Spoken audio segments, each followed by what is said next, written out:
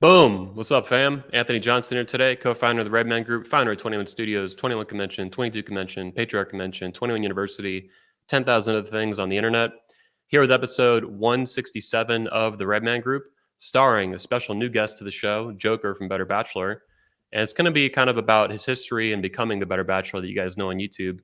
He's actually achieved, as you see on the channel here, over 120 million views on his channel. Almost 400,000 subscribers, and he has another channel too, I think, with about 20,000 subscribers on top of that. So he's a big YouTuber in the manosphere. He's really become a well-known voice. His videos are very popular, and some of his videos have well over 1 million views, 1.3, 1.3, 1.6. It's a big guy in the manosphere. I'm excited to finally talk to him. It's the first time I've ever talked to him live here on video. It's been a great show. Before we get into the show, I do want to give a shout out to our sponsor, which is our own event. That is 21 Summit. Boom. Tickets now on sale, early bird tickets. The event starts in 131 days in Orlando, Florida this October. You can meet amazing speakers there like Coach Greg Adams, myself, Richard Grannon, Jack Donovan, Michael Foster, Elliot Hulse, Jesse Lee Peterson, and many more. It actually contains 3 events that go on at the same time. There's one for men, one for fathers and husbands, and one for women, for the females, wife training, girlfriend training, all that great stuff. We make men alpha again. We rebuild the patriarchy. We make women great again. All the events are 4 days long, Friday through Monday. Get tickets now at 21studios.com. Also, big shout out to Joker. You can support him, not only his channel, where you should subscribe, I showed you a minute ago. He's also on Locals at betterbachelor.locals.com. There's a link in the description of this video. You can go join that, and you should. He actually is the reason that I started, or one of the main reasons anyway, that I started a Locals for 21 Studios after we got demonetized for a few weeks, kicked out of the YouTube Partner Program very suddenly, December 31st, I think, last year. So it's a few months ago. Joker, Better Bachelor, was one of the first guys I ever saw on Locals taking it seriously and preemptively planning ahead for any kind of, screwing around by YouTube where they demonetize you and, kick you out of the programs, cut your funds off, stuff like that. I've been on YouTube for a long time, so I'm thankful to follow in his footsteps with that. And our Locals is doing pretty good. So if you want to support our channel, just like Better Bachelors, you can go to 21studios.locals.com. Now, without further ado, please let me welcome to the show, Joker from Better Bachelor. Boom. Welcome to the show. Good morning, good evening, good afternoon, depending on where you are. Thanks, man. Yeah, man. I'm really glad you're here. I've been following your channel for a couple years now, both personally a little bit, and then also I have a lot of friends that follow you and stuff, and they've been bugging me about you for years. You got to interview Joker, you got to get him at 21, like all these things. So I appreciate your time. Thanks, man. Yeah, I tend to like, I'm leaving for Tennessee in 2-3 weeks, and then I'm down in Tennessee for a week, then Florida, and then I don't know what I'm going to do for the summer. I got to be in Tennessee for them. I got 25 acres I just purchased out there, so there'll be land clearing and marking off where I want the house, and then I'll probably leave. I mean, I've got a project manager there that's going to be handling that. Wow. And I'll probably tour around the summer and, I don't know, find some trouble to get into. I bought a little cargo van or a cargo trailer. And even though I have a little teardrop trailer, I may, for fun, on one of my other channels, record building that into a little, like a tiny house trailer type thing. I don't know. I never know what I'm going to do. I'm always finding something. For the fans who don't know you, let's back up for a second. So if I understand, like you're saying, you're building a house in Tennessee on 25 acres. But Yep. you also have a history of building like a school bus or like some sort of bus you built. What happened to that thing? It's still around. Long story short, or short story long, depending on how you want to look at it. I was a network engineer for a Fortune 500 company. They kind of started getting into a little bit into the woke politics. It got too stressful, like, for what I wanted out of life. The money was good. I invested in Bitcoin when it was 3 figures, like $600, $800, $1,200, that kind of stuff. Damn. And then when that took off, I kind of said, all right, it gives me a little bit of leg room. And I quit the job, sold everything, sold my house, liquidated everything, and then backpacked around the world for about 15 months. I did 36 countries out of a backpack with just a tent and hostels. And that was life altering. I would suggest anyone to do that at least once in your life. Then I came back, took a 43-foot long old school bus, I think it's a 93 International, and changed that into a nice little tiny house. Drove it around until it had transmission problems. And then I parked it in Wyoming until I can get somebody to work on it, and bought a little teardrop trailer to finish my summer off. And the bus will sit there at, we're going to have gas at, or diesel at $6 to $10, a gallon here for the next foreseeable future. And that Yeah. thing gets 5 miles to the gallon. I mean, Damn. it's huge. So I said, all right, I'm going to park that for a little while. Got the land, going to have clearing that. And then once that's done, I'll probably move the bus to the land. And then I want to buy another 3 to 5 acres. And on that, I'm going to build like a steel building, insulate it, probably do like a 40 by 40 steel building, and just turn it into like a bunk row, almost like a military type facility where, I was in the service for 4 years, and you Oh, sleep to 60 guys in a bay. So if you can put up a little bit of snoring and, two toilets and two showers for 60 guys, um, I'll probably turn that into like a retreat for guys that just want to take a couple weeks off grid. It'll still have wow. electric and water and, all the amenities, but the guys just want to sit around a campfire at night and cooking, I don't know, cooking some dogs or barbecue and drinking beers and talking about life and stuff like that. That's my ultimate goal. I just have to wait till land comes down a little bit more. Yeah. Sounds And like some Fight Club stuff going on, man. Out 2022 edition. well, it kind of the opposite. We'll call it friend club, like where you can just come Okay. and hang out and sip on some beers. I might get a pool table or ping pong or something like that. Have a sports screen and a bar and archery range. Just some other fun activities so guys can come and take a vacation. And Hmm. uh, that's the most important thing I think with men today is finding community and sanity. I mean, so many places tell guys they're the evil ones and the wrong ones and the bad ones and the failure of society, when in truth we know it's the opposite. Do you And think that's why so the manosphere has gained popularity over the years? I mean, you I mentioned think, community and sanity. yeah, I think so. I think so. I mean, here I was, a guy that was, I've been in relationships, long-term relationships. I've done the when I was in my 20s, I've done the hookup culture. I've kind of done. I checked out the what do you want to call uh, the dating, dating artists, I guess you'd call them, or pickup artists. I was very early into that. I didn't get into it like these guys, but I read about it. I checked it out, and Hmm. because I like learning things. So I've kind of done it all. And as I got older, I realized, something. I think everybody's getting this wrong. I think if you put your validation in a wife or a career or whoever, that's not you. When it all goes south on you, you feel like you're left alone. Like your world is shattered. Guys give up their wives or give up their lives, their jobs, their careers to support their wives or their kids. They give, give, give, give, give. And when you give everything to something and then that thing is gone, it decides to leave you or it falls apart. Yep. A lot of guys are left with a life that's empty, and there's nothing left for them. And that's where they start contemplating, deleting themselves or Or others. and yeah, and I think as they get out there and they start looking for dating advice, maybe that leads to just being a good man advice and how to be happy on your own advice. And then they may dive deeper into finding out the truth about feminism, or they're watching a commercial and it's like, why is the dad always the stupid, lazy one, and it's the wife or the mother that's the creative, smart one holding the family together?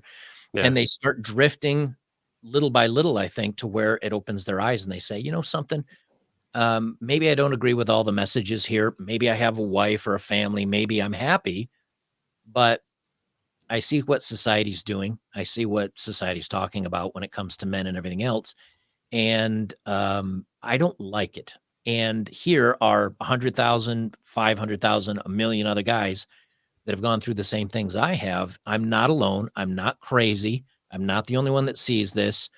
There are things out there in life to chase after or to enjoy that don't rely on other people supporting me or validating me or being there for me. This is going to be okay. This is going to be okay. I'm going to be okay. I'm not the only one. And that's, I think that's why it grows. And then each person finds maybe a creator or someone's message that resonates with them, and they kind of settle in. The first people I found was like Coach Greg Adams and Hmm. Sandman and turd flinging monkey is his own. I mean, he was one of the first ones I found. He's his own thing. Chronic. It's, Undead down. Chronic, right? What's that? Undead Chronic. Yeah, Undead Chronic, who keeps Yeah. coming and going time after time because YouTube keeps getting rid of him. Yep. And again, you may find somebody, Rollo Tomasi. You may find creators that you click with or don't click with, Who's and been then you settle in. critical of you recently, by the way, a few months ago. He was coming after you a little bit. Yeah, the thing about Rollo is that, and the other creators that maybe, I don't know, make commentary on what I say or come after me or whatever, is my whole feelings about that is great. I'm fine with that. Like, everybody's allowed to have their opinion. They may disagree with me. I think Rollo had stated something like, I don't know, I don't belong in the manosphere. I'm not a real whatever. And Yeah. but I never do response videos to that kind of stuff because I don't care. That's one of the Mm. big important things I want guys to realize is that, when no one, when you don't care what anybody thinks about you, says about you, how anyone feels about you, you're bulletproof. Like, nothing hurts your feelings anymore. Nothing bothers you. So, Rollo can hit pieces on me or be critical of me or whatever. I don't care. I welcome him to it. If he'd like to have a debate or a discussion about it, I'm always down with that. I'd like to hear specifically why he thinks maybe I don't belong, but Yeah. it won't be the first time I've been told I don't belong somewhere or don't belong in something. It's not going to hurt my feelings any. Yeah, it's funny. I want to take a step back. You mentioned world-shattering event, I think was the exact terminology used.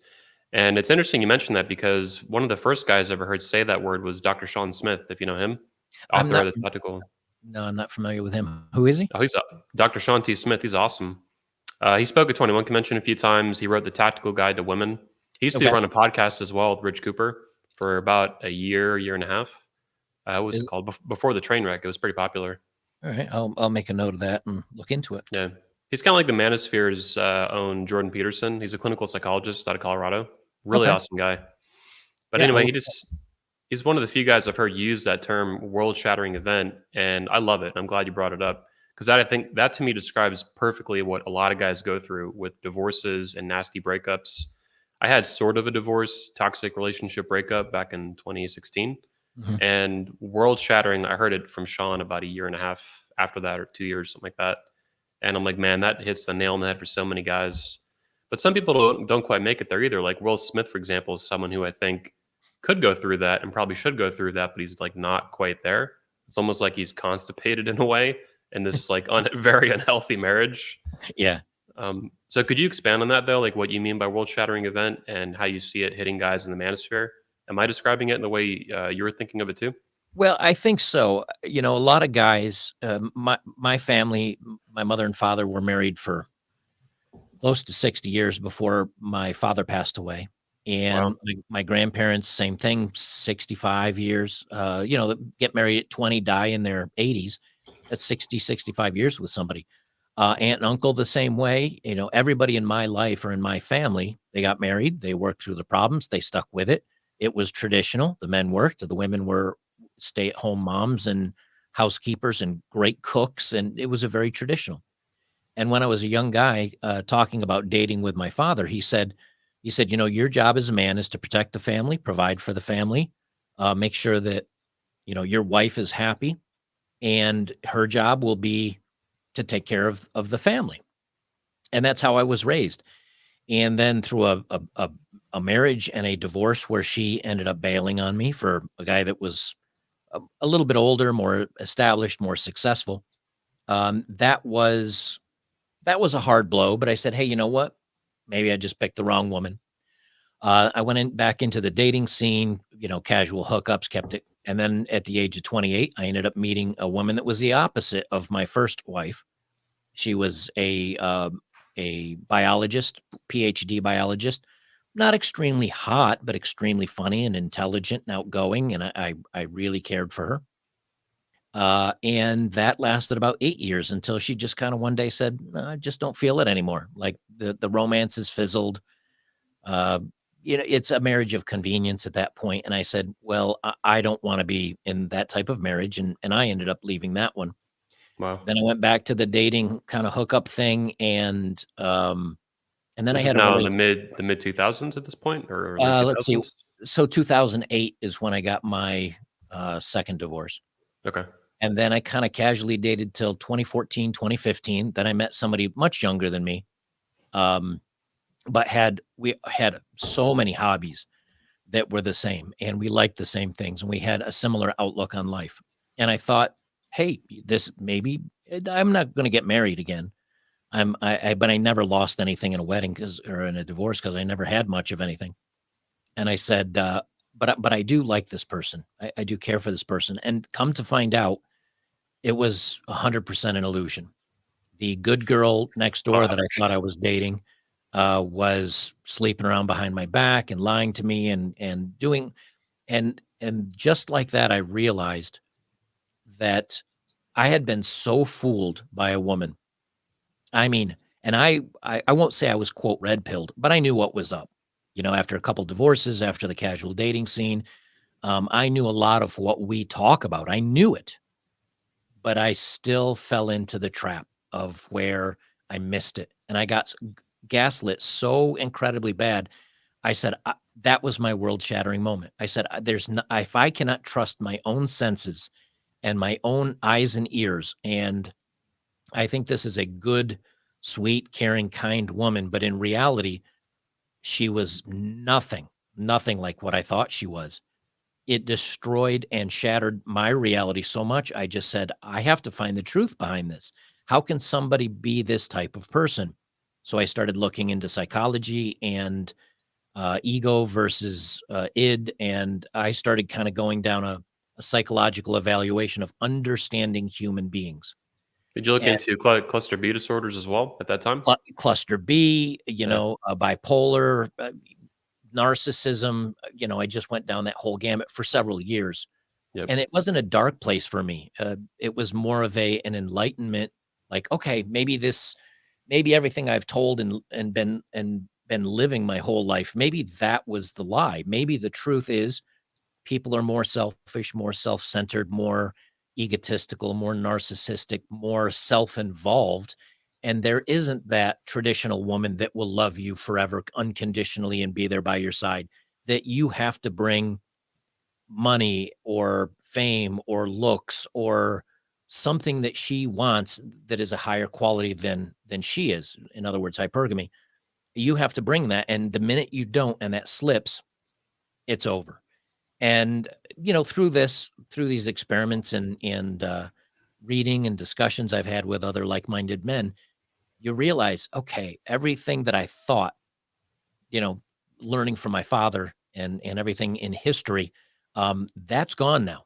Like, we're in a different age and era, and those women do still exist. It's a needle in a needle stack, as I'm often to say, because you're going to have to go through a lot of pain and blood to find the right one. And then you have to ask yourself, is it worth it?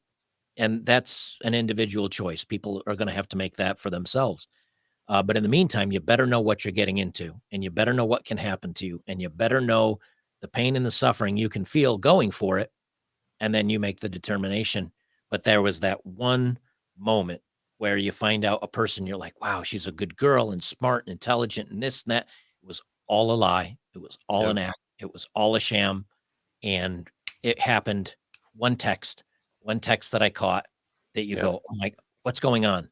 Like, literally get lightheaded and tunnel vision, you're so much in Yep. shock, and then I when you come out of it. I had a very similar experience. You can search the speech on YouTube. It's still there. It's demonetized a couple years ago. Finally, it's also blocked in Shocking, Australia. It's blocked in shocking. Australia too. The whole country blocked it.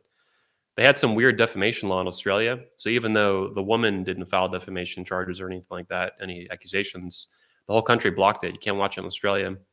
Anyway, the speech is called "Marrying Medusa," and this is where I discovered that I married a escort, a hooker, prostitute.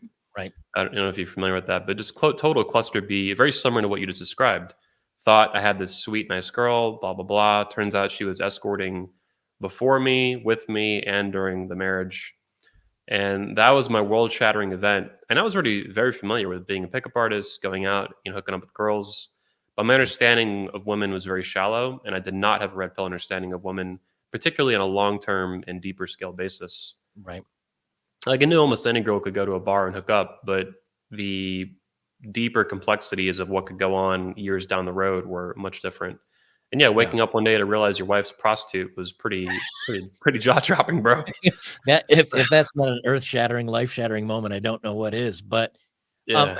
but the thing that always amazes me is, and again, this isn't all like dating coaches and all that, but my favorite response is, well, you should have vetted her better, or you should have been more selective. And people do not understand that it's amazing how you can be manipulated, even having your eyes open for it, and still be completely and utterly fooled, even if you know what you're looking for. Um, Mhm. it's it's shocking to the point of scary, where you're Yeah. like, again, reality literally gets shattered, where you just say, Well, I don't know what to believe or trust anymore. Can I trust anybody? yeah. Like, who is this person that I've hitched my wagon to, and what in the hell's going on? And when you have that epiphany type moment, it's scary. The multiple stages of red pill, it doesn't start with rage, let me tell you. It starts with heart-crushing defeat, confusion, Yeah. um, mystifying, incrudelity, cruja well, we won't try big words this morning. Um, but you're just so blown away, and then after that, it's anger at oneself. How could I have fallen for this? Why Yep. didn't I see it? How? Then you start seeing it in other things, other relationships, other news articles, other things, and you realize that's where the rage starts building up, where you feel like, everything's against me and nothing's working out. And then when you move through that and you get to the point of, okay, I have a new understanding of the world. Now, how do I participate in it? And how do I understand what's going on? And how do I live in it? And how do I be happy in it? I think that's the progression that we all go through if we've gone through any of this stuff. Yeah, I wanted to bring that up. I'm glad you did. It sounds like you connected the dots. It took however many months or years, but that there's a much wider problem in culture, and it wasn't specific. What that woman did to kind of wake you up, that world-shattering event, that woke you up to a larger reality that was around you the whole time. And that, like you're saying, like you observed as a kid growing up, your grandparents, on both sides, I think you said, or your parents, grandparents, aunt, uncle, and that the whole system or the culture that was in place to facilitate these like 50-year super long-term relationships. Like I'm 33 myself, so thinking about a relationship that lasts half a century, it's hard to even fathom that. I mean, that's significantly longer than I've been alive. But Right. that's normal. My grandparents, the same thing. Both of my grandparents that's were married for, my maternal side was married until my grandfather died for like 40 years, and my other grandparents are married for almost 60. So I was around that too growing up, and that's like almost all gone now. It's hard to imagine millennials and Zoomers making that, any more than maybe 1% of them making that Right. happen, or a couple percent. Right. I think it's a misunderstanding. Men misunderstand love. I think it's as simple as that. My understanding of love when I was young was, I will love her unconditionally. She'll be there for me. I'll be there for her. We're a partnership. We're in this together long term, because that's what it looked like when you look at these long term relationships from maybe parents or grandparents. But I think what was different then is and people can crap on the traditional relationship, but I think what was different then is a man worked hard, maybe built calluses, maybe broke a sweat, maybe worked in the sun, maybe, worked on a farm, whatever. He busted his ass and he came home with the money, but he also had the strength, and he had the independence, and he had the wherewithal to take care of a family. The woman's the woman's part of the relationship was equally as important, just completely different side of the coin. Well, he She had the provided, authority. He had the authority too, though. well, of course, of course. Yeah. The well, her because he was in charge of the family, everything. And then a Hmm. subset of that is she was in charge of the home. She took care Yeah. of the house, she took care of the kids, she made sure to cook, she took care of the laundry. So she took care of the home and the man took care of everybody. And I think what's happened between the parents, the grandparents, and these relationships we saw lasting forever is that women today are more of a whole on their own, and as are men, really. So, like myself, I'm single. I've never had or dated or married anyone that was a better cook than I am, because I learned how to cook because I like good food. I So am the best. I am the best cook I know. Um, Nice. But because I make my money, I take care of my apartment or my home. I do my own laundry. I cook. And again, I haven't met anybody that cooks as well as I do. All of a sudden, I say, what do I need a woman for? I need a woman for maybe some partnership, maybe some friendship, and maybe some bedroom fun. That's really not much when you think about it. Like, there's quite a few women that can meet those needs. Then when you look at a woman and you say, okay, she can work now. The pay gap has been blown out of the water for years. So she can make as much money as a guy. She has a better chance of getting an interview, a better chance of actually getting the job than a man does now. Women are graduating college at 60% of the graduates are women, 40% are Yep. men. They're doing very well for themselves. So now a woman says, hey, you know what? I make my own money. I don't need to rely on a guy that could leave me and take the money away and leave me stranded. I take care of my own apartment, give or take, depending on some of the photos you see. I can cook or I can go get my own food. I don't need protection because Big Daddy government, takes care of that for me. So all of a sudden, what does a woman need a man for? Hey, good looking guy, shag me, have a little bit of fun. But other than that, I don't need no man. And so what happens now is since there's no reliance on each other, at any point, either person could say, I'm done, or there's something better over here, or something more fun or more interesting. And of course, the butterflies and the feelings usually leave after 6 months to 2 years.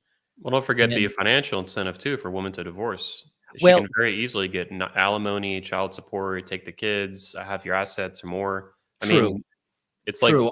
for her not to. I mean, look at Jeff Bezos's wife, right? His ex-wife. Right, For her not to divorce would cost her access to 19 billion or something. right. That's a hell of a price tag to ignore. Yeah, but I would even say even that aside, and I will give you that yes, a Okay. lot of women leave with golden parachutes. The woman can cheat, and she still leaves with half and child support and the kids and Yep.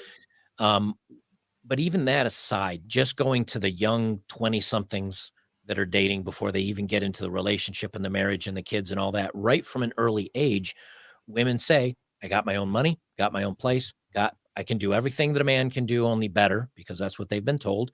And so they say, I don't need a guy for anything other than a hot lay.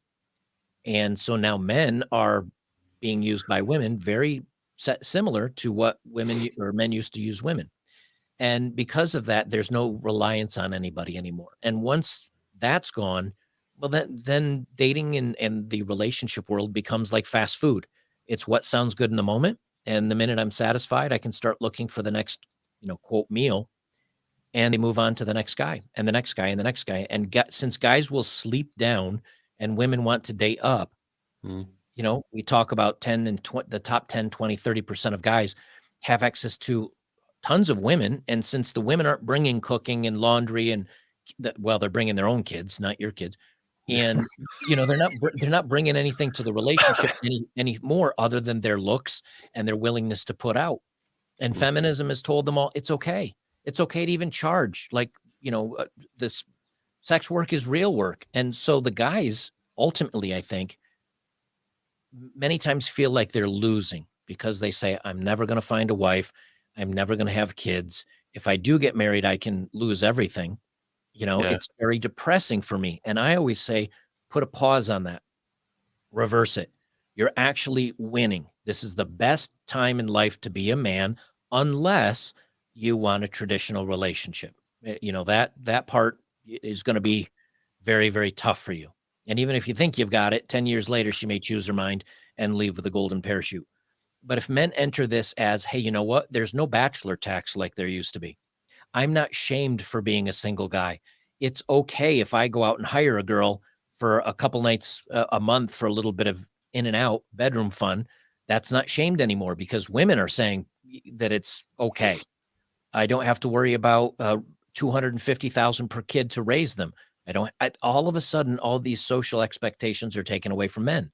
So now where does that leave men? You can have your guy friends. You can go out and drink beers and shoot pool and ride motorcycle and travel the world and do whatever the hell you want.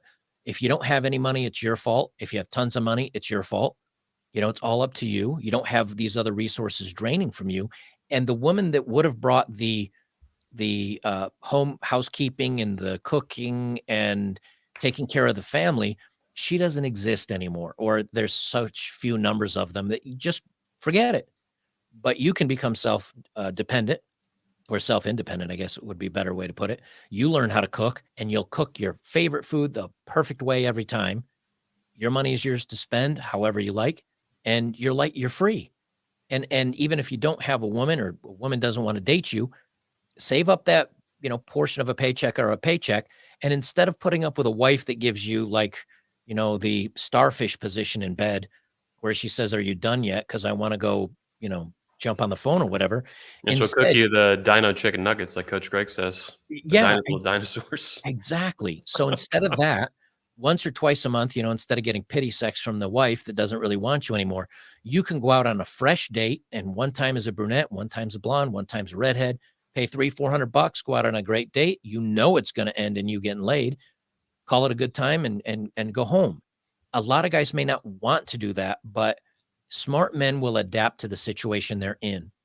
And this is the situation we're in. And you can either say, I want no part of it. I'm going to be independent, do my own thing and kind of go your own way. Or you can say, hey, you know what? I still want to date, but I know the caveats of it. I know what to expect. I know I'm going to have to, be a 10 and I'll be lucky to have an 8 nowadays. Or I'm going to save up some money. I'll just rent a professional a couple times a month. And believe it or not, that's probably cheaper than having a wife. So, and it's certainly cheaper than having an ex-wife. So I think Yeah. you just need to adjust the way that you look at the world, and you can still find happiness. I mean, there's many ways to find happiness. It's just not the traditional loving wife that will love you forever and be there forever, no matter what. It's just that doesn't. It's there, but again, you're going to have to look awful hard and awful long to find it, and then you have to say, is it worth it? And that's for each individual to decide. Yeah, it's risk management is what it is. It's really Mhm. high risk, even if you can find it, which does take a ridiculously long amount of time. The dating Yep. pool has like changed massively, which brings me up to something you mentioned about a couple minutes ago here. It's something that annoys me, and I'm wondering if you have similar views or the same. So you mentioned like the guys getting all the girls are the top 10, 20, maybe 30%, somewhere in that top chunk of men, Yep. right? But then you get the tradcons and traditional conservatives, and they blame men for hookup culture and all this stuff. And it's like, man, you're just whitewashing or generalizing all men to be doing this behavior. And the reality is there's like 70, 80% of men are not getting laid at all. Right. Or they have a notch count of like 3 at 30 years old. So do you see the same? Is that annoying to you with tradcons? Do you see the same thing going on? They just blame all men for something Well, a very select number of men can even do? I think men need to stop being angry at other men for the dating situation. Again, it's understanding men. There are men that will sleep with married women. There are married women that'll sleep with married men, or however, people are going to do what's in their best interest. Again, we're in a very selfish society. The dating market is 100% women.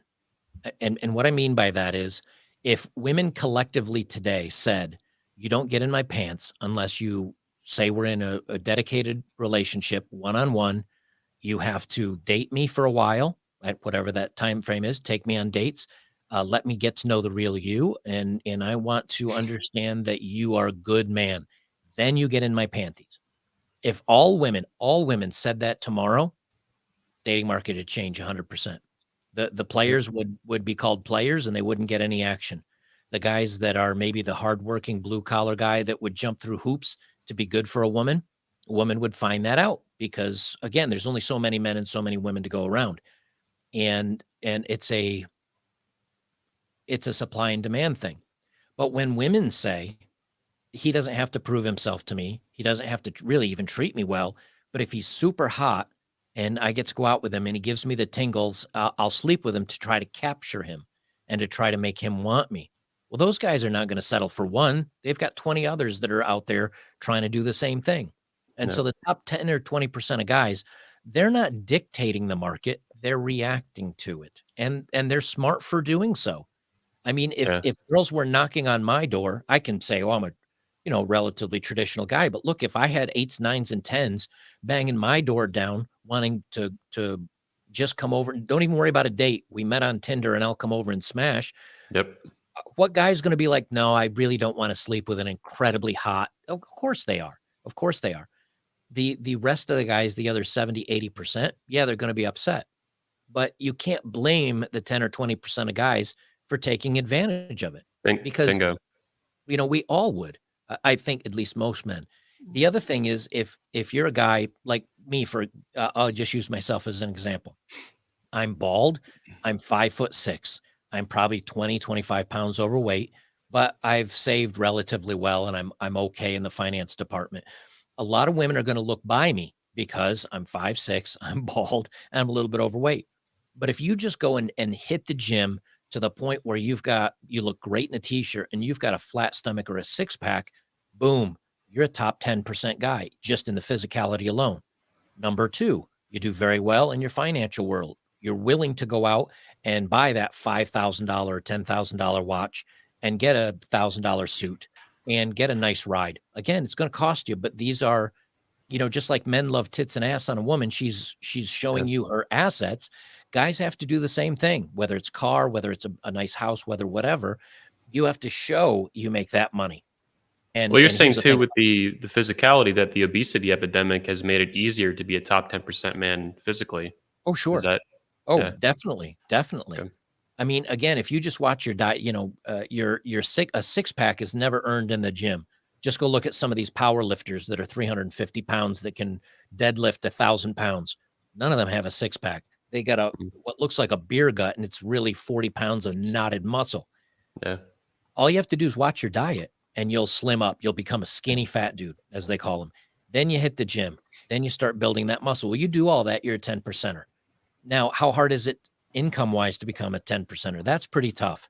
That's pretty tough. I'm never going to be taller than I am. But if you also um, dress well and you can and you're comfortable in a social situation where you can talk to anyone about anything and you're funny with the jokes and you crack wise and there's that test women will put you through to try to see if they can make you uncomfortable, a crap test. And if they can make you uncomfortable and throw you off your game, they realize you're weak minded. But if you don't fall for any of that and you're just, hey, nothing bothers me, everything's fine, go ahead and crap on me, I just won't talk to you anymore. That's also top 10 or 20% guy. So there's many ways that if you're an average guy, you can become a 7. If you're a 7, you can become a 9. It's just going to take work. And it's a lot easier for people today to say, you know what?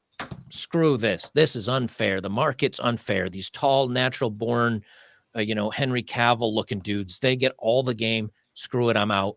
The world's unfair. Well, have you tried? Have you really tried? Have you gotten that six pack? Have you at least got one outfit that looks good? Have you gotten really comfortable and really good at game? If you do all those things, then you say, this isn't worth it. This isn't worth my time or effort. You've won the game. But if you never try it, if you never go out there and at least give it a really good go, Yeah. sour grapes, like you never really, it's a lot easier to say, the world's unfair. I quit without ever trying. And I know this because it's something I used to do. But when I was in my late 20s, I'm really good at talking to people. I'm good at goofing on people. You can put me through a bunch of shit tests. It's not going to hurt my feelings. I don't care. That right there, not bad. And then I went to the gym. I was an ultra marathon runner. I missed those days and I need to get back to the Wow. gym. But I did have that six pack. I did have pretty good muscles to where I could put on a tight t-shirt. And I'll tell you, I'm still only 5'6", maybe 5'7" on a good day. But I would go places and I would notice women would find a reason to talk to me. And again, I'm not special. But when you're athletic and you're a six pack, women look at that and they go, he's got a nice body. That's kind of hot. Just the same way men look at them. Now they might look at your face and say it's dog shit, but at least Yeah. you're heading in the right direction. And Yeah. then you show, hey, you know what? I got a nice car and I'm confident.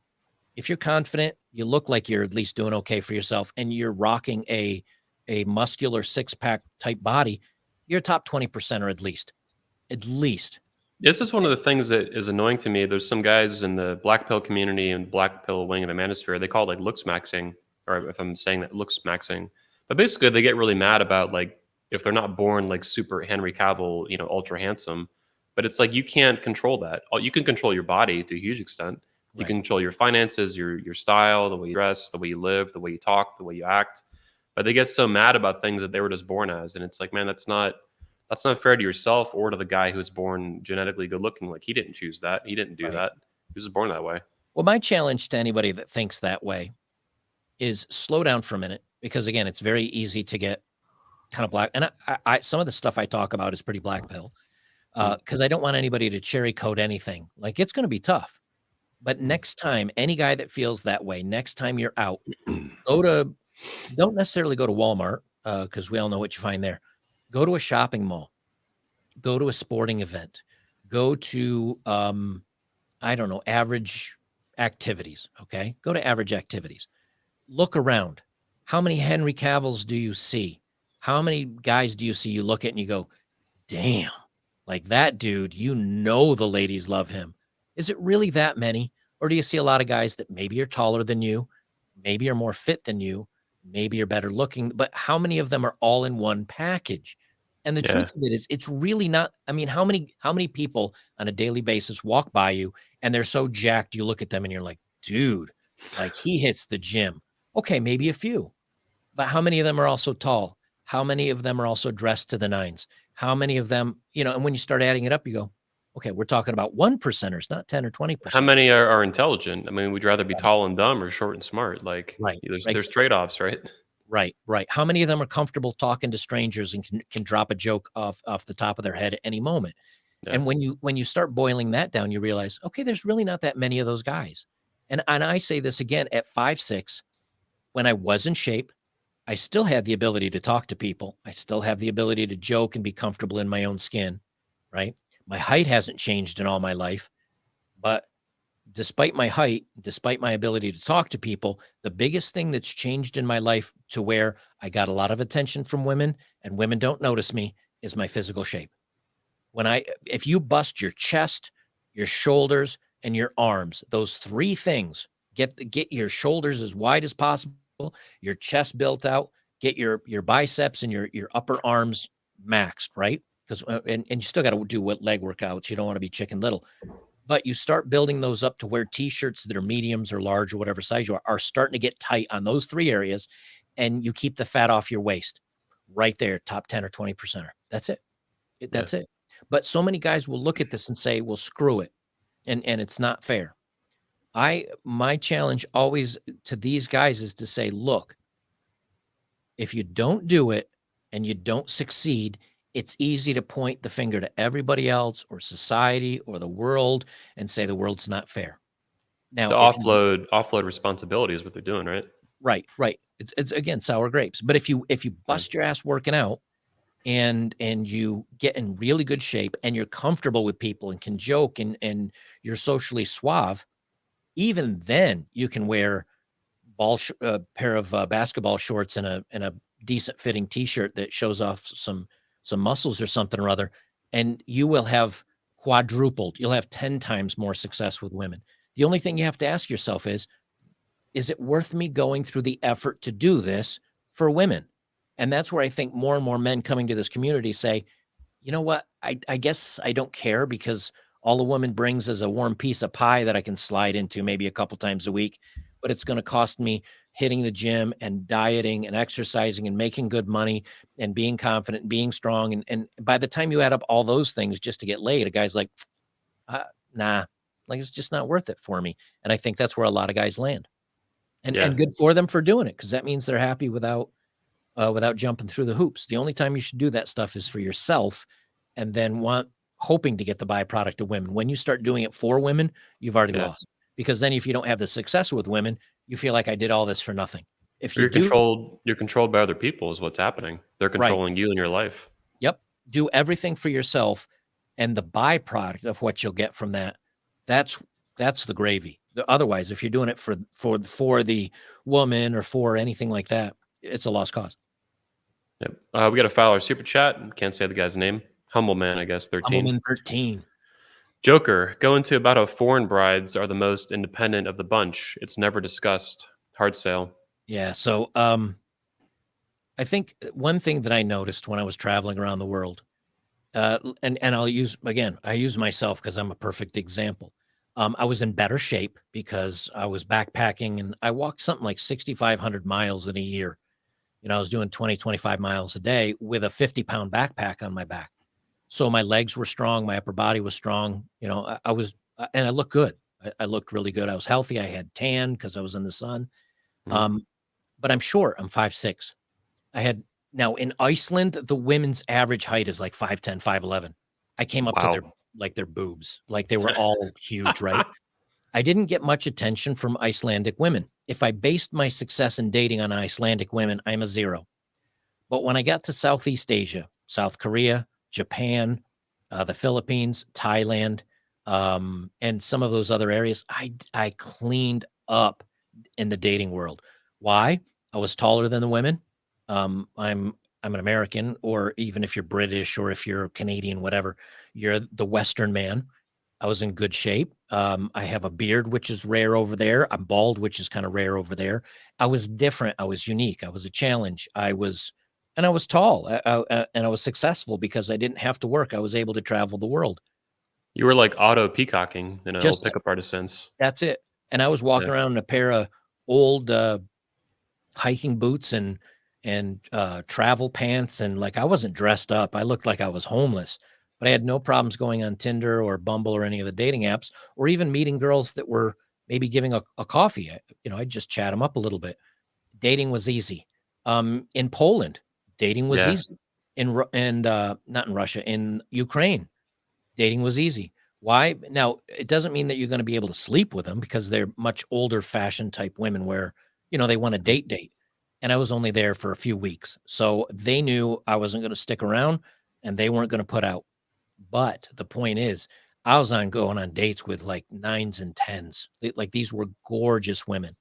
And they really were hoping, hey, can we get to know each other? Can now maybe they wanted to get married and come back to the States and take half my money. I don't know. But the point is, had I decided to live there or stay there for 6 months or a year, I would have had a 9 or a 10 girlfriend that I could have been with. I don't know what her motives would have been, but the point is you could at least get your leg in the door. Yeah. Same thing in Southeast Asia. You can at least go out with fun girls. And I didn't pay for a date in Southeast Asia. The women paid for me. They're the Wow. ones that wanted to show me around. And I'm nothing special. The difference is I'm comfortable in my skin and I could make them laugh and we had fun. Well, over And there, you're like a 9 though to them. You're like this American white man balding with a beard, tall guy. Like Well, tall to them, yeah, 5 foot it's all 6, of them. tall to them. Um, but I but love Poland, by the way. It's one of my favorite countries in the world. I spent a month there for our convention in 2019. it's Amazing. it's it's conservative women, and Yeah. yeah, I mean, yeah, they're crazies like any place else, but it's a beautiful country. Mhm. But my whole point is that you gotta get out there, and you gotta I mean, if it's important to you, a flight to Thailand, $1,200, maybe round trip might cost you, I don't know, 1,500, but to stay there in a hostel, $5 a night in a, like, five-star hostel where it's beautiful, Wi-Fi, you know, good food. The country is amazing, and I was there a month from Thailand, then I went to the Philippines because you can only stay for 30 days on your visa. So I was in Thailand for a month, in the Philippines for a month, in Thailand for a month, in the Philippines for a month because each one counted as resetting. And those Mm. 4 months, my God, I lived like a king. $5 a night in a beautiful hostel, a hotel room on the beach, $13 a night. Not in one of the main cities, but out of the way. Women that would happily go on a date with you and spend the night with you, or a week with you, or a couple weeks with you, uh, work time permitting. They'd cook you dinner, they'd pay for the restaurants, and you wake up and she's washing your clothes in the sink because a lot of places don't have the washing machines and dryers. So they still do laundry in some of the smaller towns by hand. And Wow. you wake up and it's 7:30 in the morning, your breakfast's almost done, and she's washing your clothes with a bar of soap in a sink and wringing it out, hanging it up so you have something. And you're like, what in the like? I'm just some loser chump here, and this girl's treating me like a 5-star. So Can you imagine an American millennial girl, some thought, doing that? Hand washing your clothes, cooking you yeah, breakfast at 8 in the morning? Like, never, I've never even heard of that in America in my never. lifetime. Never, never, never. And but that's okay.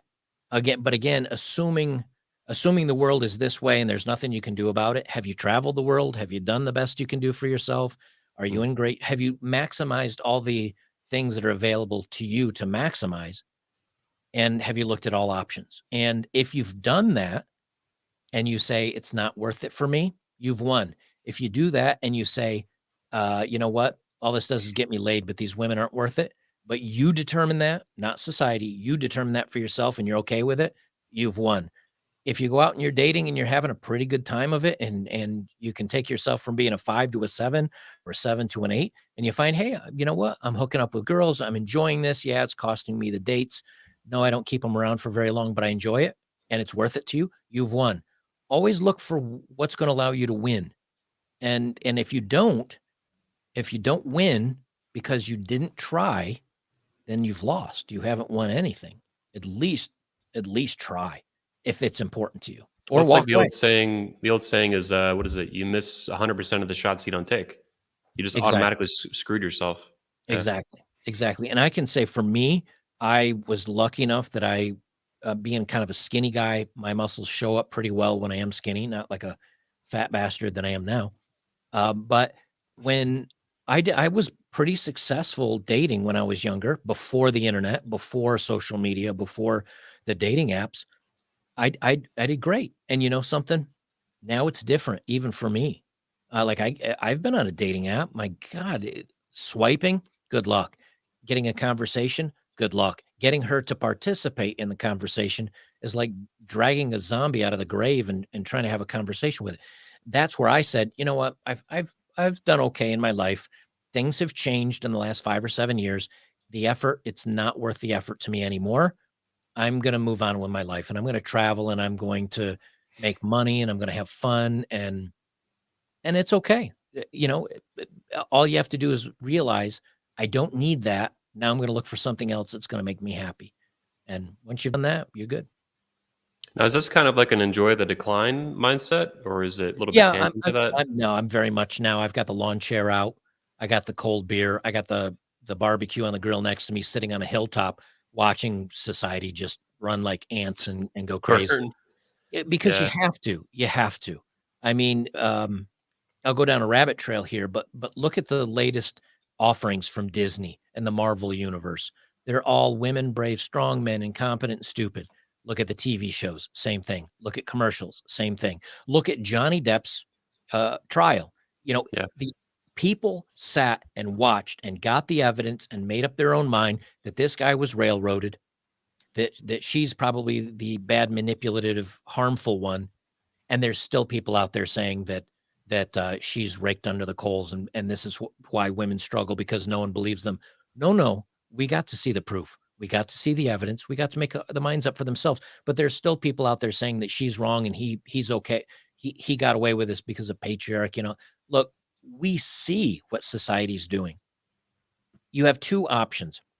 You can try to participate, which means, if you're on social media, put your pronouns in your bio, cheer on the rainbow flag, the LGHDTV society. Um, uh, be okay with them making fun of you and calling you patriarchal and saying that you're all these negative things. You either are going to say, I put up with this so I can participate in society, or you say, you know what? I don't care about society that badly. I'm going to make my money. I'm going to find my own way to be happy and successful, and I'm out.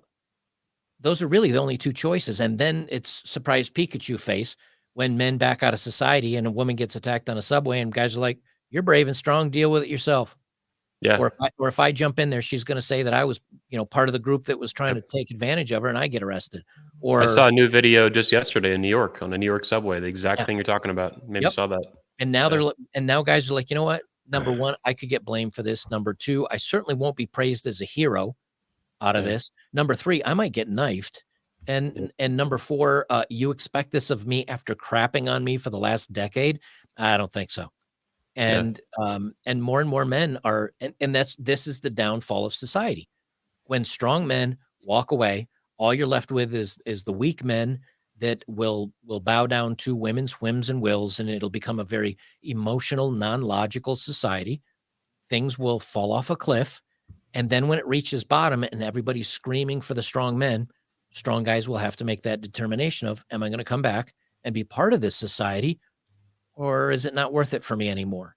And what's the reason a guy has to be a strong member of society? He's not appreciated. It's not going to win him any women or favors or awards or rewards. If anything, he's going to be chastised and castigated for it. And he just says, nah, I'm good. And Or you'll again, end up in jail or dead, well, just like exactly. you said. Yeah. Exactly. And that's why, you know, my answer to all this is the extreme. Like I am on the far extreme end of this, which is 25 acres. I'm going to learn how to farm. I'm going to have enough solar panels. I'm not going to be hooked up to the grid. I'm going to have a well where I'm not hooked up to city water. I'm going to have my own septic tank that's good for 20 or 30 years. So my food, my water, my excrement is taken care of. My electricity will be taken care of for at least, a few decades. And I can grow my own food and I can be completely dependent. Then if I want to participate in society, I can. And if I don't have a utility bill. The most I got to do is pay tax on my property every year. And other than that, I'm gone, man. I'm a ghost. Now that's the extreme. But look at the other extreme. Women can call men toxic, bad, harmful, whatever. And guys are like, yes, yes, just please let me be with you. And please let me date your 400-pound blue haired ass. Like, please let me in. The Those are beluga the two, whales. yeah. And those are the two extremes. I think my Yeah. extreme is the right way. It's not a negative. It's not a hateful. It's not an angry. It's not a black pill. It's just, I'm going to look out for me and y'all are on your own. And for me, Yeah, this is that's peace of truly mind.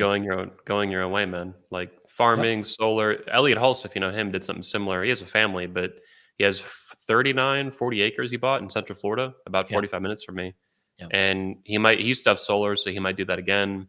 And he's getting cows and animals and ducks and chickens and bees and like this guy he's getting prepped for whatever's coming, which is probably a collapse.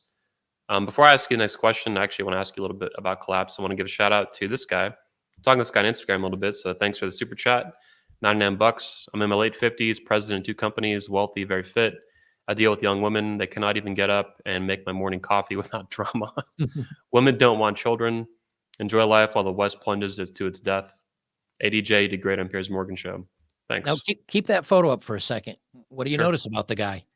He's center of attention in his own photo, and he's got a girl that's Yeah. secondary, leaning on him, part of the photo though. That's Yep. the way you need to look at it, is live your life for yourself. And if you want someone to be able to be part of it, you allow it. And I don't mean that like she's property. I don't mean that. I just mean live your life for you. And if she wants to be a part of it, she'll come along for the ride. And if she doesn't, then she won't. But the minute that you let her take control of the relationship and you're part of her life, then when she decides that you're not necessary or there's someone better that comes along, you're out and you gave up what you wanted, your career path, your life, your hobbies, your passions for someone that probably will throw you aside. As long as you live your life for yourself, whether you have someone or not, you're going to win. And that's Yeah. what I think men get wrong. You don't live for women, you live for yourself, and the women will want to be a part of that. Yeah. It's very attractive too when you live this way. I mean, this attitude is extremely attractive to women. Hmm. They're drawn to this like magnets. They get variations of this from the alpha male, the Chads and the Chadzillas off Tinder. These Well, guys just do what they want, that they're living their own life. right. Why do women chase the bad boys? It's because the bad boys don't care about them. The bad boys are going to Yeah. do what they want to do, and the women find it exciting and want to be a part of it. The minute that a man says, I'll do anything for you, baby, boom, panties dry Yep. as the Sahara Desert. Yep. She's done because she has you. And what women think, and this is what's really crazy to me, what women will think is, I must be the best thing he's ever had because he's willing to give up everything for me. Well, Hmm. I don't want to be the best thing he's ever had. I want a guy that could have anyone but chooses me, Yep. which is counterintuitive to the way men think. But Yeah. doesn't want to be the best thing he's ever had. A woman wants to win his approval and his love and his attention so much that she uh, feels like she's lucky to have him. If it's the Yes. other way around where she feels he's lucky to have her, forget it. Well, you Never mentioned work. it earlier. Should they crap test you, as you said, Yep. because they're testing you for psychological strength. And if you're stronger than her, that's attractive. And if you're weaker than her, that's repellent. Right. And And it she can't, she needs you to be stronger too. She needs that. She doesn't feel yeah. safe otherwise. And it can't be a game. You can't fake it. Yeah, It can't it's gotta be be real. because if it Yeah. is, she'll eventually catch on. And how do you Mhm. get to that place? By living for you, by doing what's right for you, by chasing your dreams. And then if she says, well, that's it, I'm not talking to you anymore. You go, okay, well, good luck to you. And I'm glad we hung out. And you keep zipping down your path. And what she's going to realize is she's sitting in the passenger lane, not even in the passenger seat anymore. She's standing by the side of the road and you just kept trucking on. And she's going Yeah. to say, maybe I should not have bailed on that guy. Like he's got it together. But if he's willing to park the car while she has a hissy fit over on the side of the road and wait for her, she's going to be like, nah, you don't have enough drive and ambition. But it can't be an act. And the only way it won't be an act is if you don't care, if you just worry about your life, and then you can modify a way to let her glam on and come with you. But Another super chat, by the way. Excel Self, 1999. Thank you, sir. Focus on your money. Focus on your health. Don't base your worth on a woman. A woman. Working out has helped me so much. I got a pic at 230 pounds looking like a pig. Now I got muscle and feel like a threat. Lift weights for you. Good stuff, man. And it's confidence and it's healthy. Yeah. Yeah, strength training, I've heard it called from one of our old speakers, Skylar Tanner. It's like the closest thing there is to a magic pill. Lifting weights has huge impacts on all of your biomarkers, even like the telomeres and like this deep cellular stuff in your genes. Like it's huge. Testosterone, it lowers estrogen, raises testosterone. I have a neck injury from I was 21, 22 years old doing jujitsu, and I got thrown and it wrenched my neck and tore a muscle somewhere above my shoulder blade. I think it's the rhomboid muscle. That thing will bother me and ache and pain, and I'm laying in bed and I have to take hot showers to stretch it. But when I've gone to the gym for a month or two and I'm doing various lifts that strengthen my back and my neck and my shoulders, the pain goes away. The other muscles become strong enough to make up for the support lost by that one muscle that's giving me pain.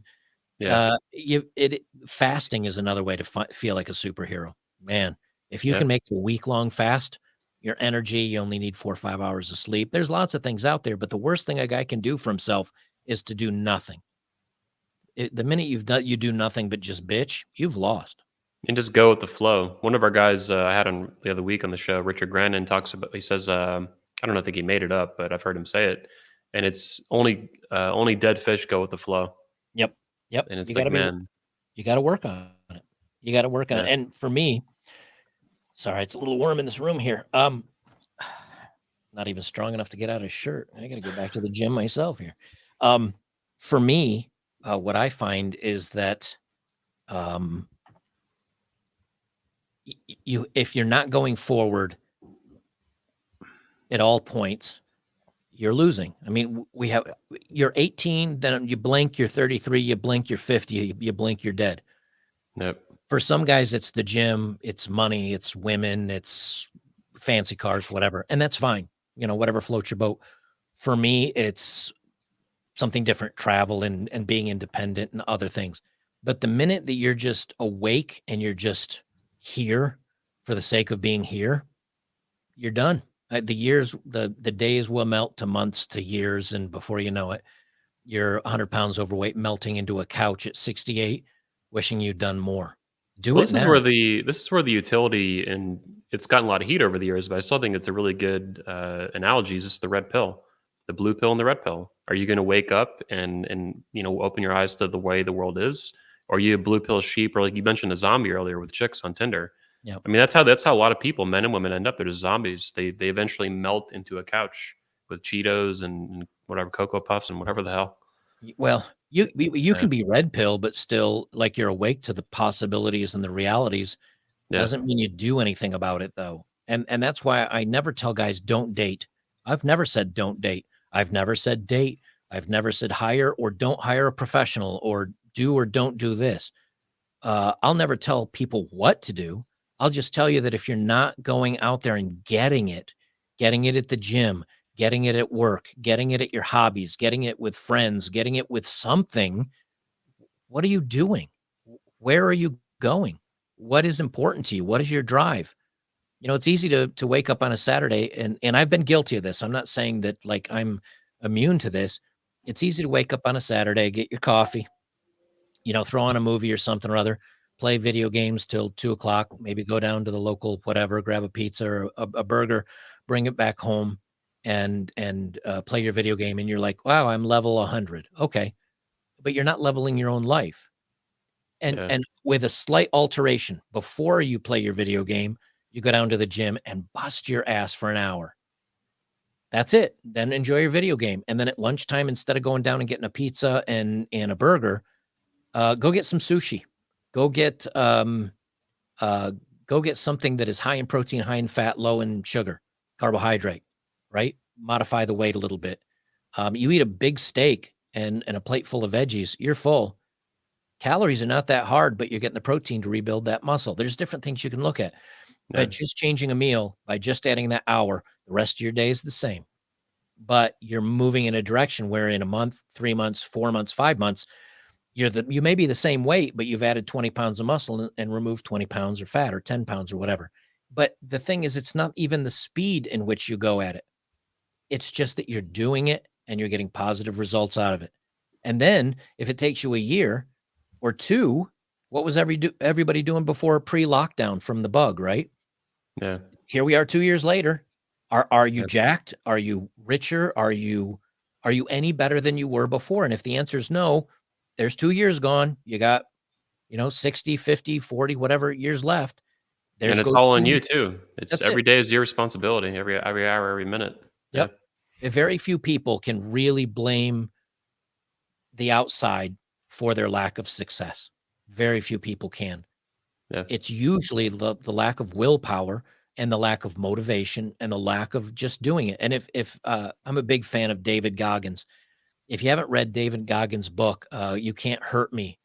Here's a guy that with zero training. I mean, he was in the military, but he was also overweight by quite a bit. Is this the There's guy a who guy. yells a lot? I like this guy. I think he Um, curses a lot and yells a lot. I see him no, on Instagram. I don't think he yells, I might be thinking of um, someone else. Hang on. but his whole thing is that he was overweight and he ran an ultra marathon and he's like, I was peeing blood. Oh, I love this guy. I know this guy on Instagram. Yeah. Yeah, he's like, I was peeing blood and I passed out and I had ripped the skin off of my feet and people are like, "Are you mad?" And he's like, I just didn't want to give up." And I think he's ran an ultra marathon on 3 broken toes and ran 200 miles. Like, there's Just no. pulled him up here. Yeah, David Goggins is a monster. But see that photo that you've got right there of him on the right, where he's in the white with the where he's overweight there. This The one. big Yeah. picture, the Oh biggest yeah. picture, Yeah. okay, right. You look at that. Okay, he ran an ultra marathon at the big guy weight, Wow. and he was peeing blood, and he gave himself rhabdo and all these other problems. But he still ran an ultra marathon. Why? Willpower. 100%. I'm just not going to stop. I'm just not going to stop. And so for men, the important thing, the end takeaway that I want them to have is whether you're chasing money, whether you're chasing women, whether you're chasing muscle, whether you're chasing health, whatever you're chasing, just don't stop. Maybe someday you realize I don't want to chase this anymore, but make that your decision, not the decision of somebody else. Make every decision that you do yours. And if you do that, if you like right now, my birthday is in October. My goal is to have a six pack again on my 50th birthday. I've got not many months left to do it. I mean, I've You're got 40. 4. You're 49. Yeah, yeah. Holy shit. Well, see, no stress about women. Yeah. I'm telling you, no stress about women and money. That'll make your life a lot easier. So by my 50th birthday, I want a six pack. I have 4 months. I can do it. If I fail, it's because I didn't do it.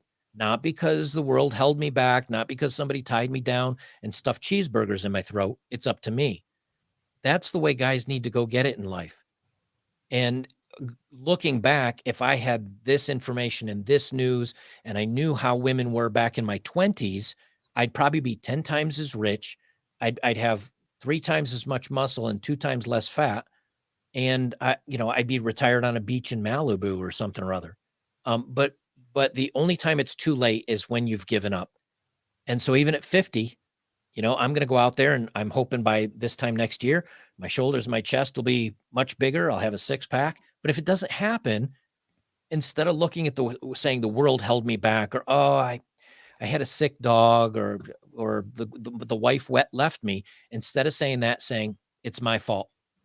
I didn't do it because it's my fault. Now, what do I need to do to change that? And if that's the way that you hit life and focus on it, women are going to find you attractive. Women are going to want to sleep with you. Women are going to women love free rides.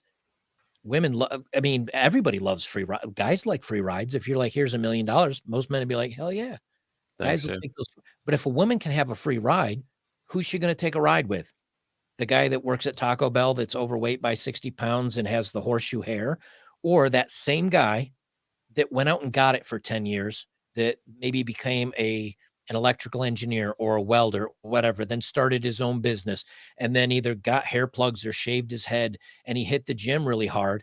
You put those two guys right next to each other. One's a winner, one's a loser. Same guy, just Well, different life. it's a very masculine attitude as well, and taking responsibility for your life and just dominating whatever it is that you're. I think that's kind of what you're stating Wh- here. Sure, And you have to. women do the opposite. They offload responsibility, not that they have to, but kind of as a default. This is how they operate.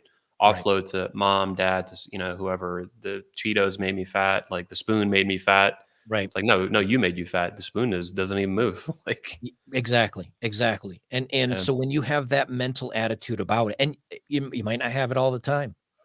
I'm 30 pounds, 20 pounds, whatever it is now, heavier than I want to be. Whose yeah, fault is that? The yeah, lockdowns? No. Me being a commentator and not, no. I just didn't get to the gym. I didn't run. I ate bad food. And as soon as you put everything on yourself, all your faults, all your problems, all your issues, all everything that you have, the minute you take ownership of all of it, no one can control you. And when you fail, it's your fault. When you're successful, it's your win. yeah. That's what gives your life meaning. The minute you're not chasing after small, big, medium goals, you're done. And I don't always. I don't always. There are times where I feel like I haven't done enough, but the only person I blame for that is myself. And when you take that personal accountability for yourself, like I said, read David Goggins' book. You can't hurt me. I think it's called. Hmm. Everything every problem he had, everything that went wrong in life, everything he failed at, everything that didn't work out for him, he said, it's my fault. It's my fault. And the minute you adopt that mindset, you don't care what other people think about you. You don't care what they do to you. You don't care what happens in life. Um, it all rests on you. Yeah, I'm gonna shoot him an invite to 21 because I was looking at some of his videos on Instagram about a month ago, and I really like the ideas and the attitude I could kind of hear in his voice. I'm gonna Yep. look more into him, maybe send him an invite, see what he's up to. Look into Jocko as well. Yeah, He's a yeah, I know former. Jocko.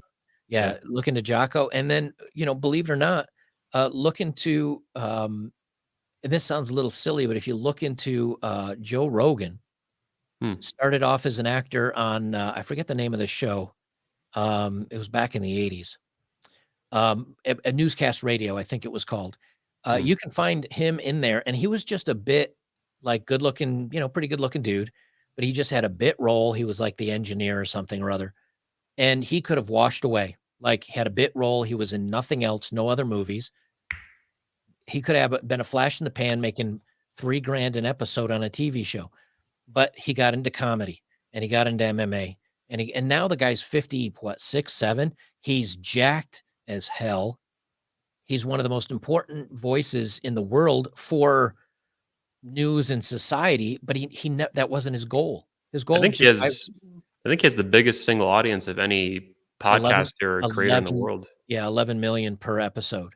But Yeah, it's but I crazy. I was there for his first podcast, and it was him and a buddy goofing around. Like, Wow. their first one, they were doing the, filters where you can have snow coming from, like, Hmm. raining down on your screen on, like, whatever, video app they were using. He did it as a joke, but he took that joke and he made it into a couple $100 million business. Why? Did he get lucky? No, he chased after it. How did he get into MMA and become a newscaster for MMA? He chased it. How did he become a great comedian? He chased it. Everything is moving forward for him at every moment. So when you look at these guys as an example, the only thing they didn't do is they never stopped. They just Yeah. kept pushing and driving. And the minute you say, that's it, the world's against me, it's unfair, screw it, I'm out, you've lost. You'll lose every time. Yeah, persistence is huge, man. I found this in my own life just building 21 studios, 21 convention. I've done it since I was 17 years old. And it's just the persistence year after year after year after year. Rain, shine, sun or snow, whatever, like ups and downs, personal life, the divorce, the hooker ex wife, like the economy, like whatever. There's been Hooker so much. ex-wife will do it to you every time, man. Yeah, that was a dangerous couple of years for my business, man. I think she was very destructive. I think she Yeah. actually was trying to hurt the business. I don't think I've ever talked about that publicly, but there were things she was really trying to do harm to the company, to 21 Studios. She Yeah. failed, but Thank goodness, speaking right? of girlfriends, thanks, babe. Super chat here. Let's see. It's complicated channel. Thanks for the $5, by the way. Joker, you've been a big inspiration for my channel. If women become aware of all the double standards in our society, how much would actually change? Don't even think about it. Self-awareness and double standards are a pretty common thing in society today. Don't and this is the way I look at it. I jumped on YouTube as a goof, but I just kept putting out videos and putting out videos and putting out and I just spoke my mind. The channel grew. Persistence, maybe people liked my content. YouTube started demonetizing me. They haven't demonetized me as a channel, but Yeah. videos that, you can watch these trap music videos where they've got girls in little tiny bikinis. They're monetized, but I put a thumbnail up with a girl in a bikini. That's demonetized. Yep. You can't find like consistency or logic in it, right? And you only started in 2019, right? Yeah. So it's So pretty recent. as Yeah. much as I'm a fence sitter and try to be middle of the road guy and not be offensive, they'll still find a way.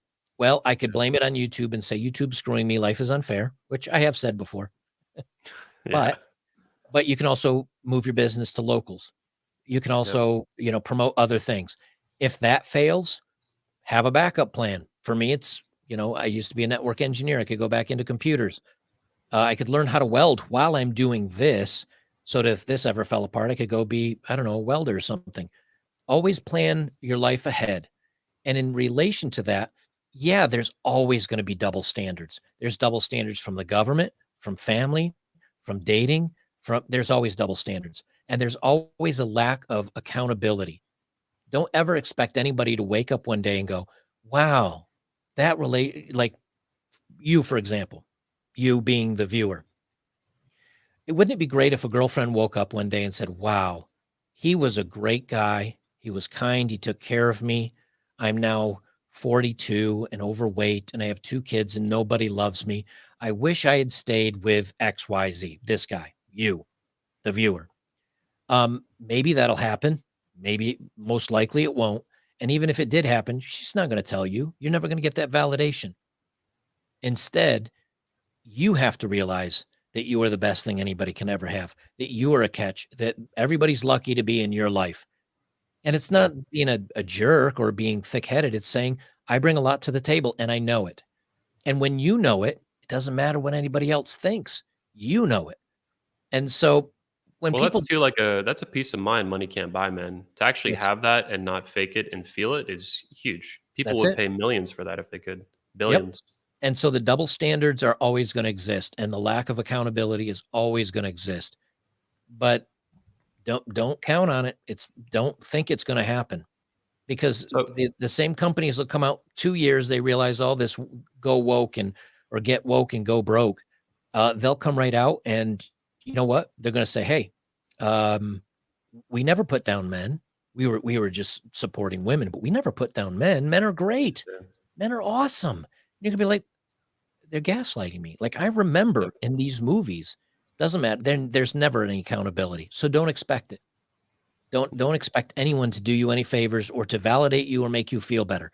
Because eventually when you're in the right mindset, you not only do you not need it, don't really want it. You don't want people to pander to you. Because when they do, you'll be like, shove off. I know the real you. That mindset, again, it makes you bulletproof. And more men need that. The more it's not even not caring. I care a lot. I care a lot about my community, both online and somewhat in the real world, although I move so much, there's not much one. I care about my family, my dog, anybody I happen to be dating. I care a lot for those people.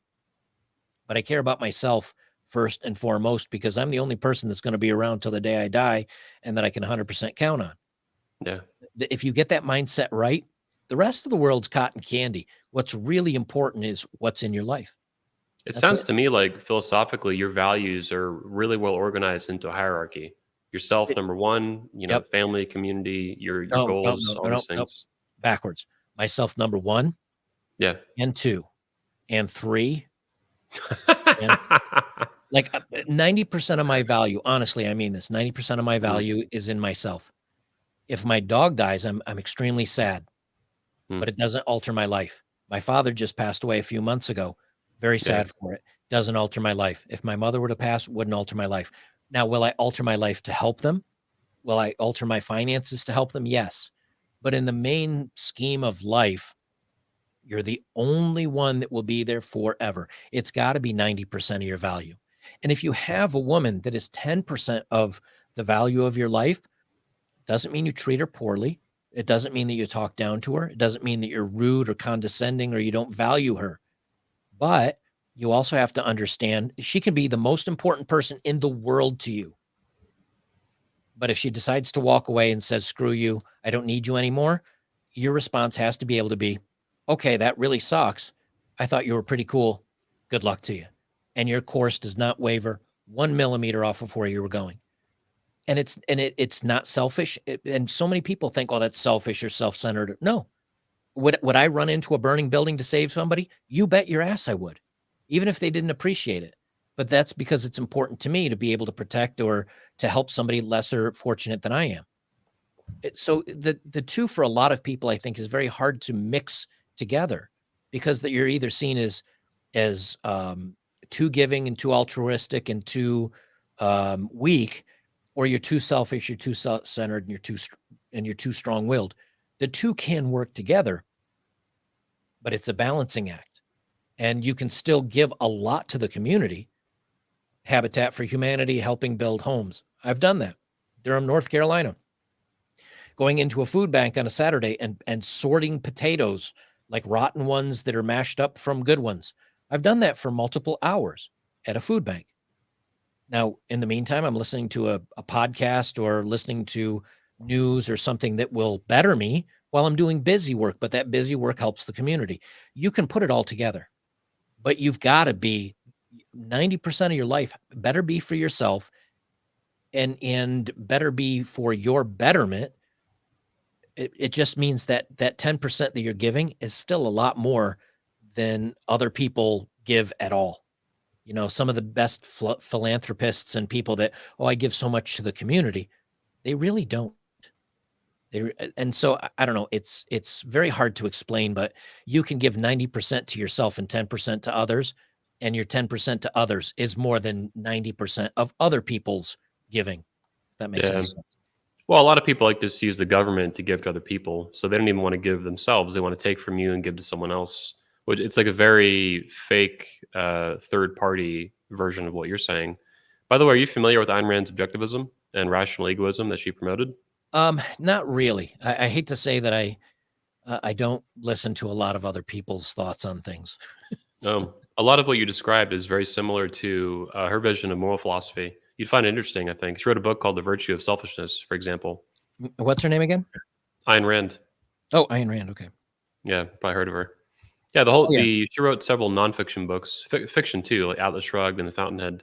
Oh, okay. But That's right. I'm familiar with those works. So yeah, you'd find so her nonfiction just kind of describe a lot of the philosophy that you see woven into the characters, and yeah, a lot of what you described is very similar to her vision of moral philosophy. Selfishness as a virtue and putting yourself first and all these things, which doesn't mean hurting other people or anything like that. right. Yeah, I think you find it interesting. I also want to take a step back to what we were talking about earlier, so the collapse of America and stuff like that. Do you think America is on, and is this in relation to why you live your life the way you do? Do you think collapse is inevitable at this point and there's going to be a hard reset, or it's still kind of a probability thing, 50%, 80%, whatever? Well, I mean, you can look at it a couple different ways. You know, what if the World Economic Forum succeeds? What if they do this great reset? Well, Mhm. the problem with that is with collapse, the financial markets, if they fall like they have, even if we went into a Great Depression, it's not the end of the world. You'll still be able to eat. You'll still have your house or your apartment, things like that. When people start getting hungry, you know, you're 9 meals away from a revolution at all times. Mhm. There's either two ways that this can go, or maybe three ways. Number one, they succeed. I don't think life would be too at the ground level down here. Yeah, you'll probably lose some rights, but it won't be so crazy that you'd be miserable and unhappy, and you just plod along. Like most people won't put up with that. So that I don't think that will happen, uh, even if they succeed. You might lose some rights and some other things, but would it be enough for you to do El Revolution? I don't think so. They don't succeed. The snapback's already starting to happen. When you look at the financial markets, interest rates have been low for so long that companies were basically they could borrow money for free, 0.5%, 1/4%. So these companies borrow all this money and they're able to do all this propaganda woke crap because it makes them feel good and they get to, feel like they're great about themselves. But when the money dries up and they can't get it for free anymore and they have to actually start earning it, look at Netflix, look at Disney. They start looking at it and say, hey, Yep. you know something? Uh, Guys, we got to start making money on these movies anymore. Like if we can't keep borrowing because the Fed's raising interest rates, that's going to bring it back to the center where they're going to say, oh, Netflix has this new series or Disney's now part, wanting family, whatever, programs again. It'll pull back to the center. We move on.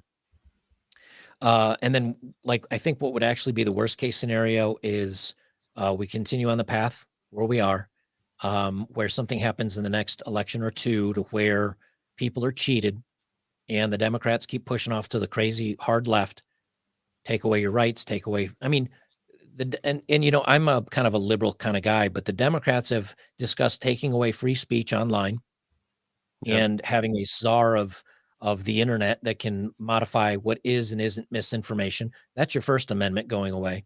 They're talking about removing your Second Amendment going away. They're talking about stacking the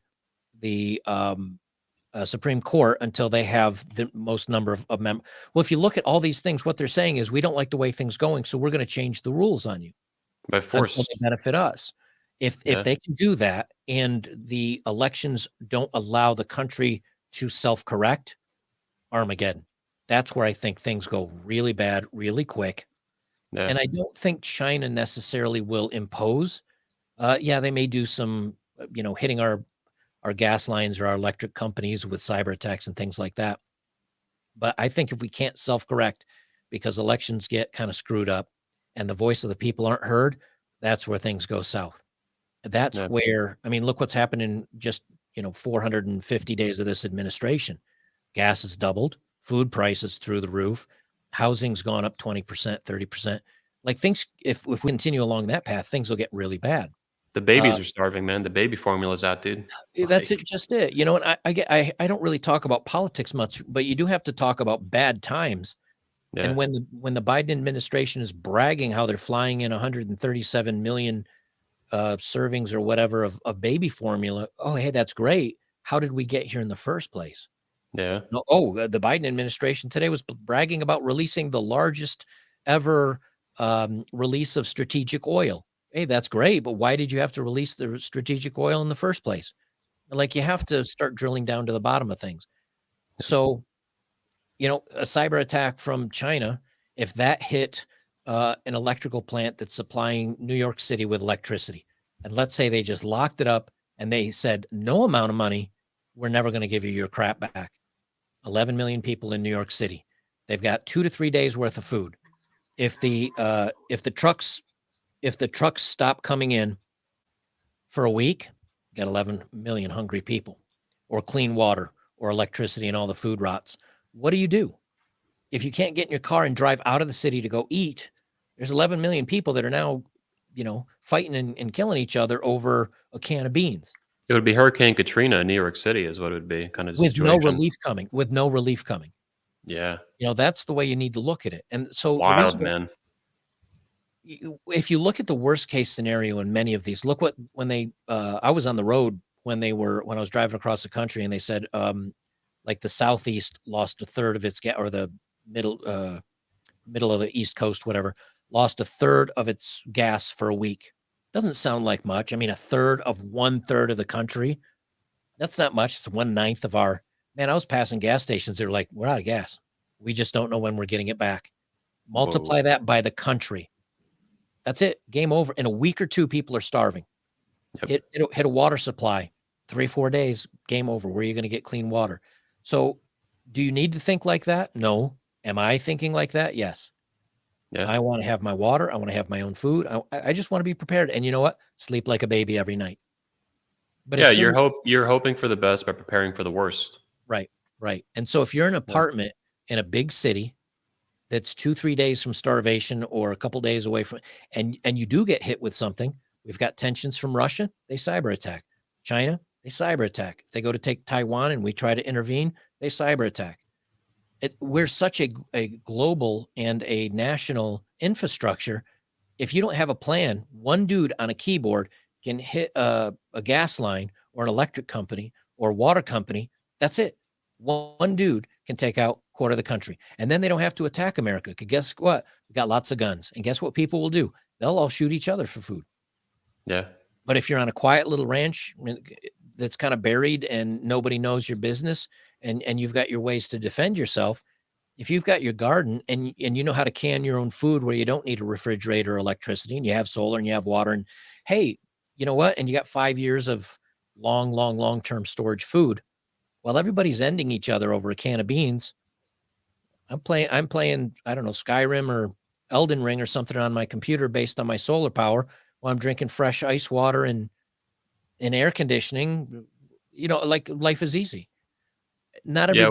everybody's in that stage to do it, but if it's important to you, you Yeah. better start moving in that direction, because if we keep going in 5 or 10 or 15 years, that's it. Yeah. It's so wild, man. I do whatever lets me sleep the best at night. That's what I do. Whatever, if Yeah. I'm laying down night after night after night worrying about something or thinking about something, it's not to keep laying there worrying about it. It's okay, how am I going to make this a non-issue for me? Yeah. For me, that was land. For me, that's my own home that I don't owe anybody for. For me, that's growing my own food and canning my own food and solar power and well and like completely off grid. And then if I never have to use it, who cares? I'll go traveling around the world or whatever, and I just have a property waiting for me when I get home.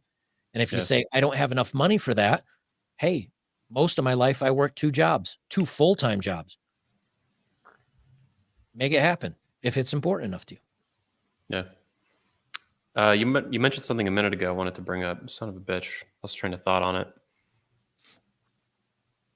Fuck. I really wanted to ask it too. I'll get back. I'll think of it in a minute. I can talk for hours. I'll wear you down to where you don't even remember what I was talking about. Yeah. Oh, that's what I was thinking. You were talking about the famine and people shooting each other for sure. You said 9 meals to to revolution. That's 72 hours. I've heard that too. Yep. One of the things I've thought about, though, you mentioned the WEF, and all this globalist crap.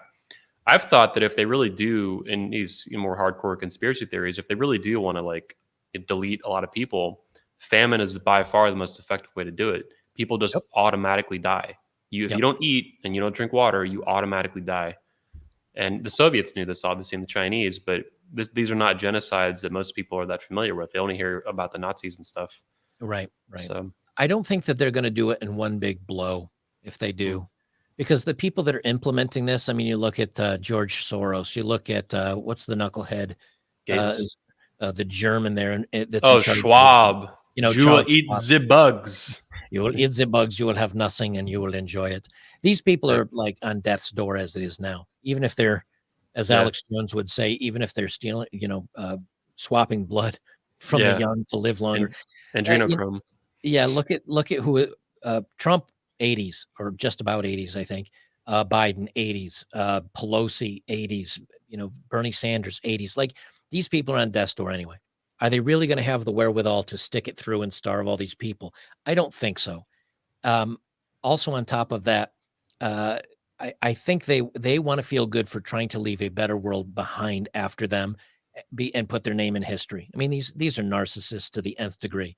They want to be known as the person that saved the world. It ain't happening. It's not happening. And on top of that, if you really do start, Elon Musk had a very good discussion about this. People don't realize it, but how many hoops would you have to go through to make a coffee maker? And that's an easy one. Just making a coffee maker, boiling water to have it come up in to filter down through to make coffee. That's pretty easy. But what about a toaster and getting the voltage right so you don't burn the thing up or melt it? But you can go to the store and get a $10, $12 toaster, or go to a Goodwill and get a $1 toaster. If you get rid of people and you get rid of companies and businesses, and life will be very, very hard for everybody. Do you think these old narcissistic F-heads that are in government or in these places of power want the last years of their time on the planet to be rubbing sticks together for fire so they can heat their business? No, no. And Mm. so I don't think that part of it's going to be successful, but my God, are they going to screw things up trying to get there and until they realize it fails. Look at Venezuela, you Yeah. know, look at some of these other countries. I mean, will they coming around lopping off heads? And no, will they actually get to the point of starvation? No, because here's the truth. Do you think 320 million people are just going to sit at home twiddling their thumbs while they starve to death? Or are they going to get together, get some gasoline, and the people in Maryland and outside of Washington, D.C., do you think they're not going to go into those politicians? And I mean, there would be civil strife. Yeah, There, for there sure. would be an overthrow. So I worry less about that. And I worry about messing with the elections to where the administration that's in now says, everybody just go to electric cars for everybody. And you say, okay, in Florida, there was 9,000 electric cars for sale. There's 21 million people. Even if they all wanted to go, and even if they had the money, there's not enough cars. That Yeah, who infrastructure. has 50 grand laying around for an electric car? Like, you gotta be kidding me. But Or even if you did, 35. even if you Yeah, did, only 9,000 of them are getting them. The other 21 million are getting nothing. yeah. So what they're trying to do is speed things up to the point it's too fast. They're getting ahead of themselves. And it's like a car going 50 miles an hour and you hanging out the door and start running, and then you let go of the car and you land, you're gonna tumble and scrape off all your skin because you're just rolling. You weren't running fast enough. They're trying to stop hundreds of millions of gasoline cars and fossil fuels and everything in a blink of a couple of years. We're going to go for a tumble.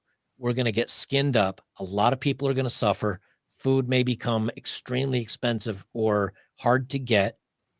And are you the person again that has a year worth of rice and beans and canned soup and canned jars of peanut butter last you 2 years? Do you have 2 years in your closet? And when you eat your peanut butter, you eat the oldest jar, and then you buy another jar to replace it until you can't anymore. Do you Yeah, have 2 years of backup food? And it doesn't have to be these $1,000 packages. Most cans of SpaghettiOs are good for 2 years, and really, it's probably good for 2.5 or 3 if you make sure to boil it before you eat it. Do you have that backup? If the answer is no, that's on you. Do you have 40, 50 gallons of water, fresh water sitting around your house? The answer is no, that's on you. And if you don't worry about any of it and you say, things will be fine, look at the Great Depression. Look at WW1 and WW2. Look at what Mao did. Look at what Pol Potts did. Look what Stalin did. They all did it because, well, it's for the good. They all thought they were doing the right thing. yeah. Mao and the starvation, killing the birds and because of the locusts. I mean, when you look at all of it, and I'm not really up on a lot of that history much anymore. When you look at all of them thought they were doing the right thing for the world and society. Same thing they're doing now. They're Totally. just Yeah. they're just dumb because you got a 90-year politician that thinks they know how crops grow and how fertilizer is used and how to milk like you can't. No one knows everything about everything. I So think part of the problem, though, with the dictators, like you mentioned, is the average person is seeing a lot of the, like, Hitler is an easy one, but they've been like cartoonized in so many movies that they think that you're like, oh, this guy was just, he thought he was some evil villain because that's how he's portrayed. And in his own mind, that wasn't the case. None of them. They all think they're like heroes, even if yep, they're slaughtering millions of people. Like, that's for some greater cause, some greater good, whatever. However, they're rationalizing it in their head right. and their Well, cult. even the tree huggers today, everybody that's Yeah. the Extinction Rebellion and everything. Okay, let's no more fossil fuels. All right, what if it stopped tomorrow? Do you have a garden? Do you have your own place? Are you self-sufficient 100%? Do you have a fireplace with cords of wood that you can burn during the wintertime? If your answer is no to all that, but you're on the extinction or the Extinction Rebellion, no more fossil fuels, if it gets cut off tomorrow, you'll starve to death. And when you're laying in bed hungry and you say, "Oh, but I saved the world," as your stomach is gnawing your backbone because you're so hungry, their tune will change real quick. We're in such an easy society that Yeah. it's easy to say, "Well, I want these things and I want," well, it's because it's easy. Everybody that's all in on socialism have how many of them have gone to Venezuela? Zero. Guess what happens if you go to Venezuela? Holy crap. Well, they just did it wrong. Okay. Experiment Yeah, and let me know how that. they're eating zebras out of the zoo, man, down in Yeah. Venezuela. Like, Yep. And yeah, everybody that's ever done socialism or communism has just done it wrong, but will do it right. But the people that are protesting, the people that are marching, the people that are fighting back against the government, if the government actually gets overthrown, guess who's the first people to get ended? The people that helped you overthrow the government because they don't want you to do it again. So they yeah. get they want to keep the sheep. The true believers, they wanna, yeah.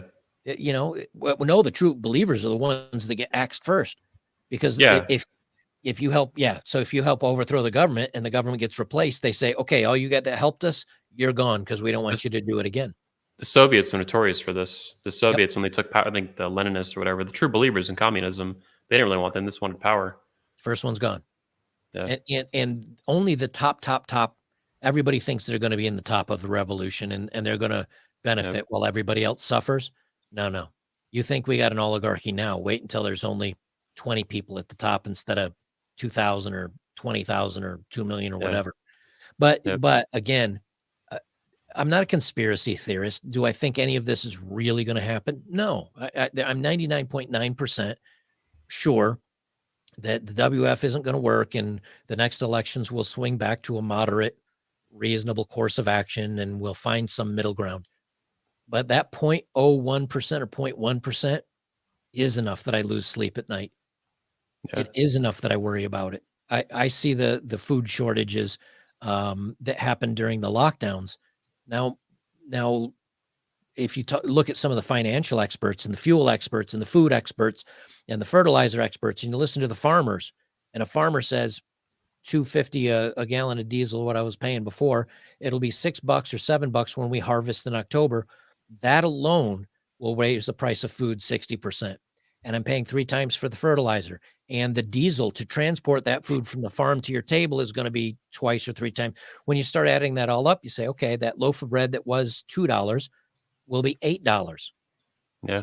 And even if you have the money for it, there's a lot of people out there that'll say, you know what, I'll cancel everything. I'll let my car go back to the bank. I'll be late on my mortgage. I'll just buy food and I'll hoard it. You might have all the money in the world. It doesn't mean you're going to have food. Yeah. Um, so that 1% can keep me awake at night. So I'm You're going to old do enough something. too.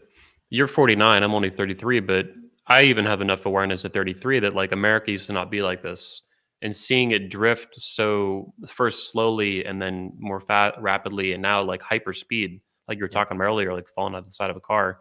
I think you have a significantly bigger perspective on that. I remember the 90s as a kid. You were an adult, Right. like, and that Right. was pre 9/11, pre ultra surveillance state, all the woke crap. Like there was a little bit of PC stuff, I guess, and TV, Not, but not much it was really. it was very mild compared to now. Oh Yeah. yeah. The So I boom. mean, just I was a teen during the booming 80s. It was a good time to be wow. alive. Yeah. But I was also a youngish child, 6, 7, 8, 9, in the 70s. I Mm. remember the oil crunch. I remember cars going from, 67 Chevelle with a 396 cubic engine with a six-pack carburetor on it that would go 0 to 60 in, you know, pretty fast time, although they mostly went sideways when you stomped on the gas. But, Wow. you had these amazing muscle cars, and they all got to these weak. Go look up at a 1985 Camaro. I mean, because of the gas crunch, where Mm. people were in lines for gasoline. We may go back there, Soon. right? Yeah. Yeah, the price may keep going, and here's the thing that people don't think about. When it's like that, it's gonna be your diesel trucks. There's a lot less localized, farmers markets and food suppliers than there used to be in the '70s. The next time we hit it, a lot of our food comes from overseas. So what happens when the delivery of bananas and apples don't show up and there's no carrots, and you better have a game plan.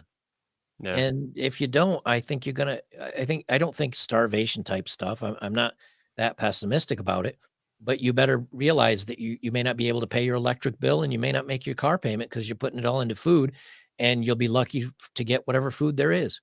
Could it get to that point? It could. There's How a whole important? there's a whole spectrum of like really serious risks, and even there's just some of these are a really small percentage of happening, but it can still happen. And even if it doesn't, there's a whole range of crap leading Yep. up to that that's not as bad. But even if it's half as bad, holy shit! Like, yeah, you can't pay your electric bill, you can't pay your car bill, You Right. can't buy that $13 latte. Yep. You could almost afford it when it was $5, but now that it's $14, you're screwed, like, or whatever. And add it all Yeah. together. I mean, what are the odds Yeah. that we go through another bug where we have to do mail-in voting? Yeah. I don't know about you, but those in power, if they want to keep power bad enough, they usually look for ways to cheat. Yep. I thought this monkeypox was going to be the uh, next version of that, but apparently it doesn't transmit well enough through the air to scare everybody. Yeah. Um, but will they come up with the next round? Yeah, they might. What if it's flu season and they decide to tell everybody it's actually another variation of COVID or whatever?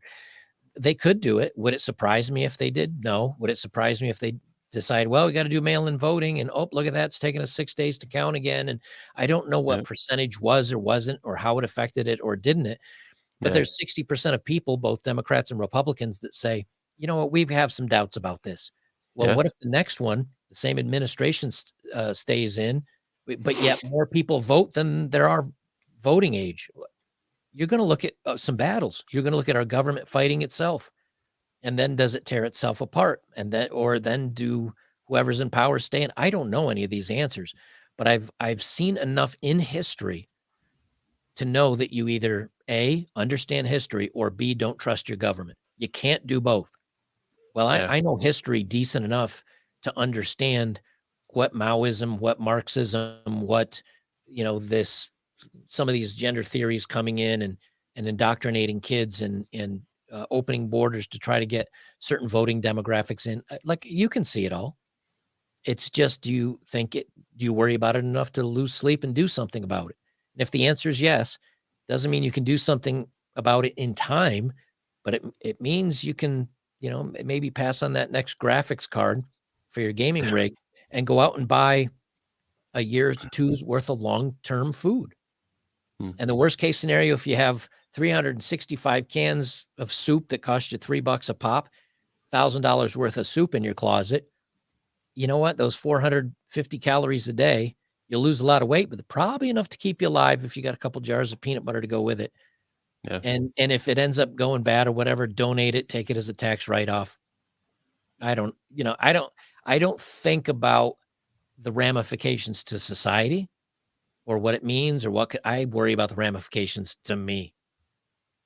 Everybody else can shoot each other over those loaves of bread. I want to be in my own house with my own electric and water, and good luck to everybody. Yeah. In a way, it's a very American attitude, bootstrapping, taking care of yourself, looking out for yourself. I just Can't don't blame think that you. I don't think the global look what happens just from one small country, Ukraine, and the fertilizer being lost from Ukraine. We only Yeah. get 3.5% of our oil from Russia. We only got 3.5% a year ago. So look at the prices from just 3.5% of the oil being cut off from Russia, right? Look at the prices of the fertilizer and the grain. And these are only two countries. Now, what happens if a country the size of China goes? Or China gets in a conflict with Australia, that gets in conflict with. Or what if they take over Taiwan and you can't even buy, I mean, the simplest, this you know, little light that I have right here, this thing, it's got a Chinese or a Taiwan chip in it. Yeah. Won't be able to, what if China just takes over Taiwan and says no more chips? What happens to our F-15s and our fighting jets and our Well, TVs? Emperor Biden said they would step in with the military, right? And then they walked back on that like a day later. Well, Biden said it, but his administration went, no, I can't. Yeah. Yeah. We're not going to do that. But what if we lose the manufacturing chips? Yep. What happens when during the summer when I had my bus and it broke down, there was a graveyard of trucks. I put a YouTube shorts up on it. There was a graveyard of 40 or 50 trucks there. And I asked one of the guys, like, what's going on with all the trucks here? Is this a graveyard or a repair shop? Joking around with him. He said, well, it's a repair shop, but people don't realize like a sensor for a transmission or a sensor for an O2 sensor, it's got a chip in it. There was a chip shortage. Chip shortage, no sensor, no trucky, no drivey. Yeah. So you've got $100,000 big rig sitting there waiting on a $3 computer chip. Well, what if they just cut them off?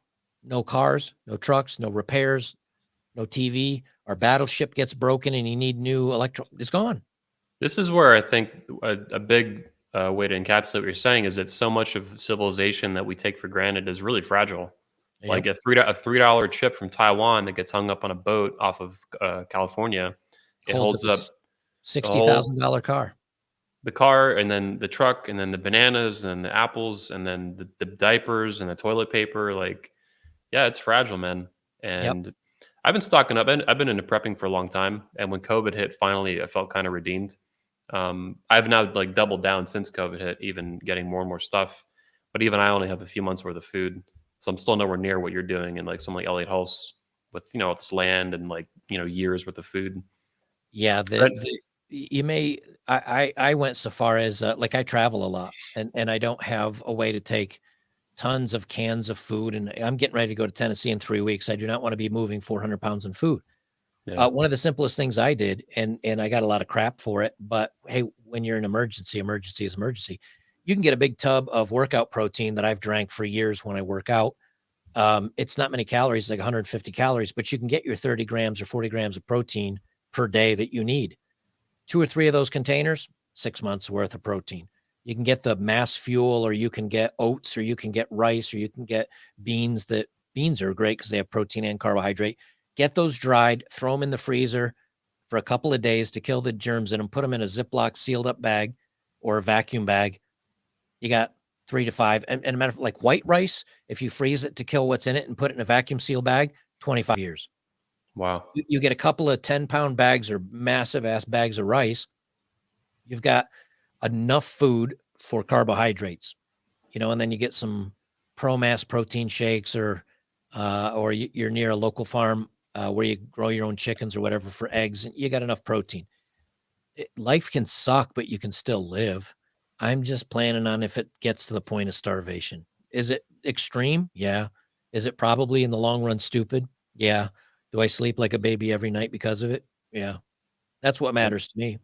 $1,000 investment in food that'll last 5 years, I sleep great. I'll yeah.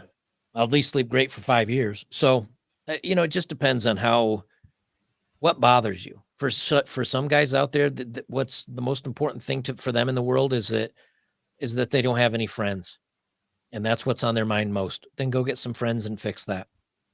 Or that they're going to war. Like if you're in Ukraine, that's a pretty big worry right now. Okay, your biggest worry and the way to fix that is staying alive. Just Yeah. depends on where you are in life. For me, everything's pretty good, so I can go a little crazy and worry about worst case scenarios. That's the way I I live. do want to. I want to shift the conversation back to some more manosphere topics I had listed out before we started getting going. So, just I want to clarify real quick. What is your history with? Because a lot of people have considered you like a MGTOW YouTuber within the manosphere. What is your history with MGTOW, and do you consider yourself currently MGTOW? I think every guy in I think every guy in the red pill community, if they're smart, would be a guy going their own way. I think every guy in the world should be going his own way. Now, Mm, what degree do you take that to? Well, you could be like me, which is getting your own place and your own food and your own water, and you can cut yourself out of society. It doesn't mean you do, but it gives you the ability. Or you could be a married guy with a family and kids and whatever, and be a guy going your own way and pulling the family along behind you, but you're still doing what's right for you and the family as a leader. I think in many ways that's going your own way. I think in general, men are best when they're going their own way and doing what's best for them and whoever else is with them. My father did his own thing. If my father wanted to quit his job and get a different job, which he didn't, but he would have set everything up, and he would have come home and he would have said to my mom, here's the options I have. Here's what I'm thinking about doing. And they'd have a discussion. And my mom would put in her 2 cents. And then whatever my dad decided, he'd do. He's kind of doing his own thing. He's going his way and what he feels best. My mom would trust him enough to make that right decision for the family. That's a guy going his own way. He taught me how to mow the lawn at 12. That's him saying, I want you to mow the lawn. I don't want to mow the lawn anymore. You're going to learn at 12. He's the rock, right? I think every guy should be going his own way. And then once you're going your own way, if you say, I want to date somebody, okay, but you're going to do it your way, not her way, not giving up your life for her, not giving up your direction for her. You're going to do it your way. If you say, I want to get married, you're going to do it your way. So I look at it as, I don't see it as like the men and guys going their own way as a group. It's a philosophy. It's just a way of thinking. You I seem go you seem to be focusing it more on self leadership than abandonment. As Right. a lot of people, MGTOW gets criticized. It's almost like an abandonment philosophy. Yours seems much more focused on leading your own life. Well, 100%. but they can be both. I mean, Okay. you're talking to me that says I'm going to lead my life and I do whatever's best. If you're doing the same thing, okay, like I've never said that I don't date. I said a lot of guys don't want to deal with a headache. A lot of guys don't think it's worth it. A lot of guys don't mess with it. I've never said that I don't date. I also never talk about dating. Who the hell cares what I'm doing? Like, don't judge your life based on me. If I want to go out and pay a professional $300, it's my decision. Is that right for you? Maybe, but it doesn't matter what I do. If I decide to date a cute 24-year-old that, I don't know, has nothing to bring to the table other than being cute and fun and sexy, fine. But that should have no bearing on how you live your life. That's why I don't talk about, well, I do this and I do this and I do this. Who cares? And the only thing you should do when you're going your own way is do what's best for you. That's going your own way. If that means getting married with kids, then go your own way that direction. If it means abandoning everybody, then do it that way. You can do it all. I can get my property and I can build my own house. And the only people I'll owe for the government is my tax on my land. But my electric and my water and my septic and my food and everything else that can be completely cut off from society. I can build an electric fence and be completely self sufficient, 100% hermit, done. That's cutting yourself off from everything. But all I have to do is leave the house, jump on my motorcycle, drive downtown, get on a dating app, go out with a couple of cute girls, maybe go out with a club, maybe have some fun, make some friends, go down to a pool hall. Now I'm cut off from society if I want to be, or I'm completely out there with a bunch of friends and date. You can have it all. You can do anything and everything you want to. It's just, what do you feel like doing in the moment? I may decide to hole up for a year and then say, I'm tired of being holed up. I'm gonna get on a dating app or hire a professional or go make some guy friends or go ride motorcycle with this group, go to this coffee shop this Tuesday and join this photo club or whatever.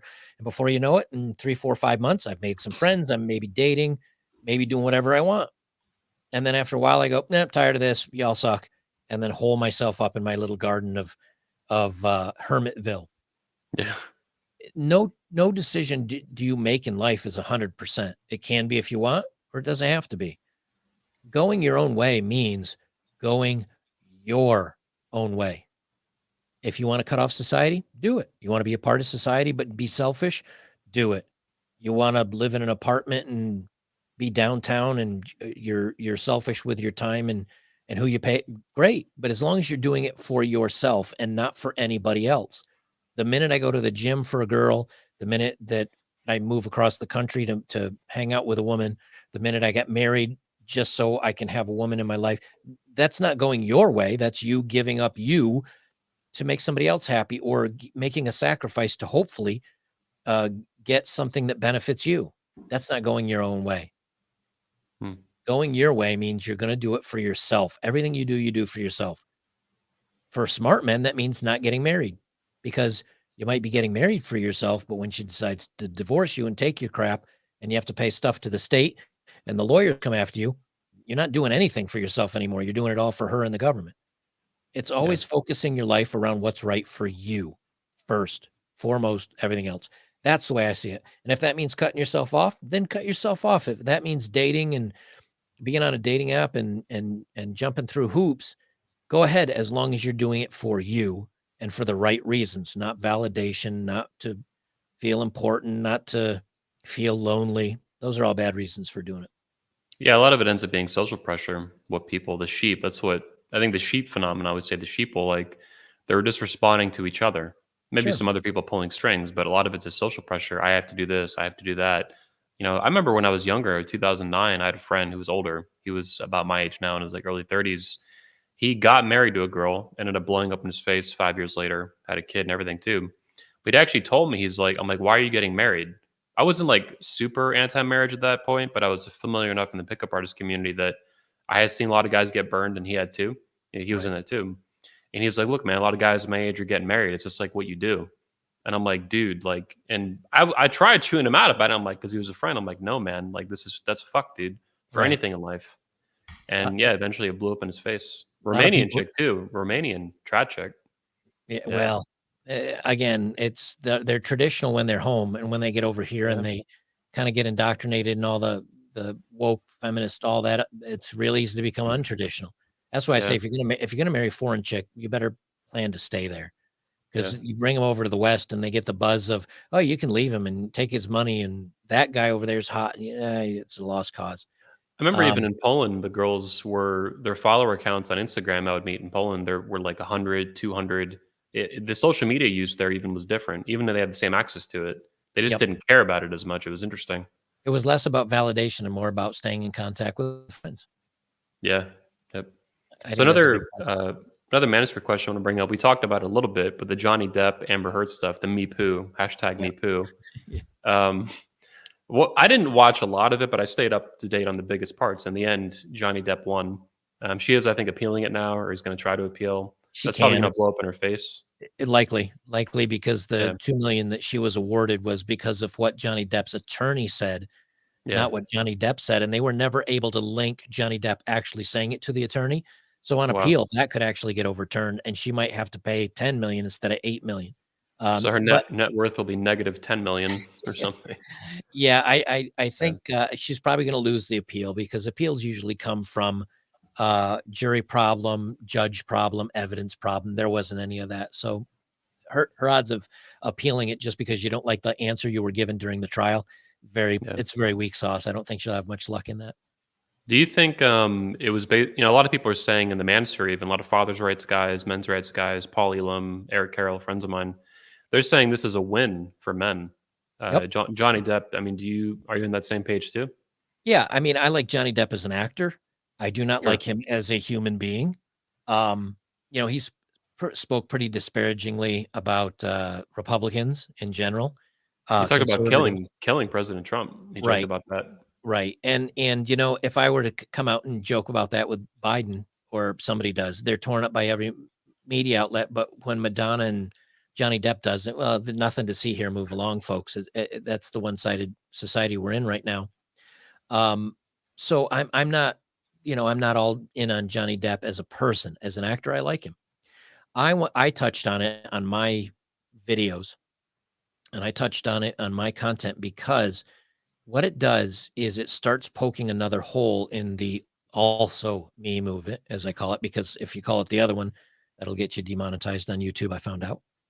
Um, and why it's important is because it shows that even if a man has evidence, even if a man has proof, it's going to cost him millions of dollars to get his day in court just to be heard. Where all a woman does is have to say, "This happened to me," and even without evidence, without a court, without law, without anything, it'll spread like wildfire on social media, and the guy's fired, the guy's unpersoned, the guy can't get hired someplace else. That's a problem. That's a problem. Uh, and so this was kind of a bubble burst when it comes to that stuff. Now, does that mean that the next woman that comes forward won't be heard? No, of course not. She'll be listened to. Does it mean that the guy will probably automatically be canceled? Yeah. But at least this is a start to the conversation. And it was viewed by so many people that now when you have a reference and you go, hey, look what happened to Johnny Depp. I mean, there are instances. Or you can say, look what happened to Tara Reid when she accused Joe Biden and they kind of went, we're just Yeah, going to sweep this under the carpet. Nothing to see here, folks. Well, when you can bring these big profile cases up and say, "Oh, you care about the also me?" What happened with Biden? They hushed that up. How come? Look what happened to Johnny Depp. Now you start having these big cases you can bring about and start poking some holes in it. Is it the end of it? No. Is it going to still happen? Yes. Will men still be unpersoned? Yes. Is the guy that has his wife slam her head into a door jam herself and then calls the cops and says he did it? Is he going to jail and not getting his day in court? Yep. It's still going to happen, but at least the conversation's starting. And in this day and age, when you can at least start the conversation starting and you've got a few instances you can point to, we've got something. It's not enough. It's not even a great start, but it's something. yeah, And right now, that's all you can ask for. And as a man, that's why I tell guys, look, it used to be women had to vet men for red flags because he could be a creepo. He could force her into something, a little snuggle struggle she didn't want back at the apartment. and he could physically advance himself on her unwanted. I tell men now um, that not only is that still a risk for women, but if men do not vet these women for red flags and see if they're BPD or on the spectrum, or regret, all of a sudden regret is now equated to, well, I said yes at the time, but I didn't really want to because I felt I would make him feel bad, so it's his fault. Like, you better start doing your homework and making sure you know who you're going on a date with and who you're taking back, because if you don't, uh, she may have a one night of regret. You may have a lifetime of regret and ruin Yeah. your job and ruin your career and ruin everything else. So, um, I don't think anything's changed because of it. I think guys still really need to be super, super careful about who they interact with and being alone. And again, I think a lot of guys say, you know what, for the risk versus reward, the reward's not enough. There's plenty of material on the computer today, and I got 18 gallons of Jergen lotion in the closet. I'll, I'll knock the monkey off myself, and we'll call it a day. And I don't have the other headaches and fears and other things I need to worry about. I think a lot of men are still in that position, and I don't blame them for. So this was a I think start, but it's by no means the end. Yeah, I think you're right though. It's a start, and it's not a great start, but it's a start of moving the conversation in the right direction. Some people were saying even that Me Poo basically ended also to whatever, No, no, but at not least even though close. it's just at least though it's opening. I mean, you had a guy win a high profile defamation case, Yep. but it took an enormous amount of people think it just took money, and the comments are saying that, and it didn't just take him a lot of money with an attorney. It took him a lot of fame and popularity. Johnny Right. Depp was very, very popular among a broad spectrum of people. I like him as an actor, right? I Yeah. know he had said some things about Trump and Republicans, whatever, but I grew up enjoying Johnny Depp in movies and stuff. Public Right. Enemies or what? Yeah, Public Enemy, obviously Pirates of the Caribbean and stuff. I had no problem with him as a man, but at least he had enough fame and popularity, enough he had enough power as an adult and as a man to win this battle. Even I Right. think in PR, which really pissed off a lot of the mainstream media and stuff. He wasn't some nobody or even some like right wing Republican, whatever, Right. that they could just slander. But They had a look hard how they're time. still framing it though. I Yeah, mean, the Washington Post and BuzzFeed and all these other craptastic slag rags. they're trying. They're There's trying. yeah, yeah, but the point is Yeah, they're still doing it. yeah. Um, so so let's be honest with this. Uh, uh, Don Jr., right? Trump's kid. Don Jr. gets an accusation made against him. Is the also me is the me poo over, or do they go full hog against him? We know the answer to that. They'll go full hog. Yeah, It's not dead. It's only dead for one side of the political aisle, like it's always been. It's used yeah. as a weapon when it's can be. It's used as a shield when it can be, and it's ignored when it's on the wrong side of the aisle. So, as long as we have this two-tiered justice system, um, it's never going to go away. It'll just be selectively used as always. It doesn't help the guy on the ground, but it is a case where we can, at least it's a little lick of the red pill for some of the people out there Yeah, saying they're getting a taste of what the rest of us have seen and known for a long time. yeah.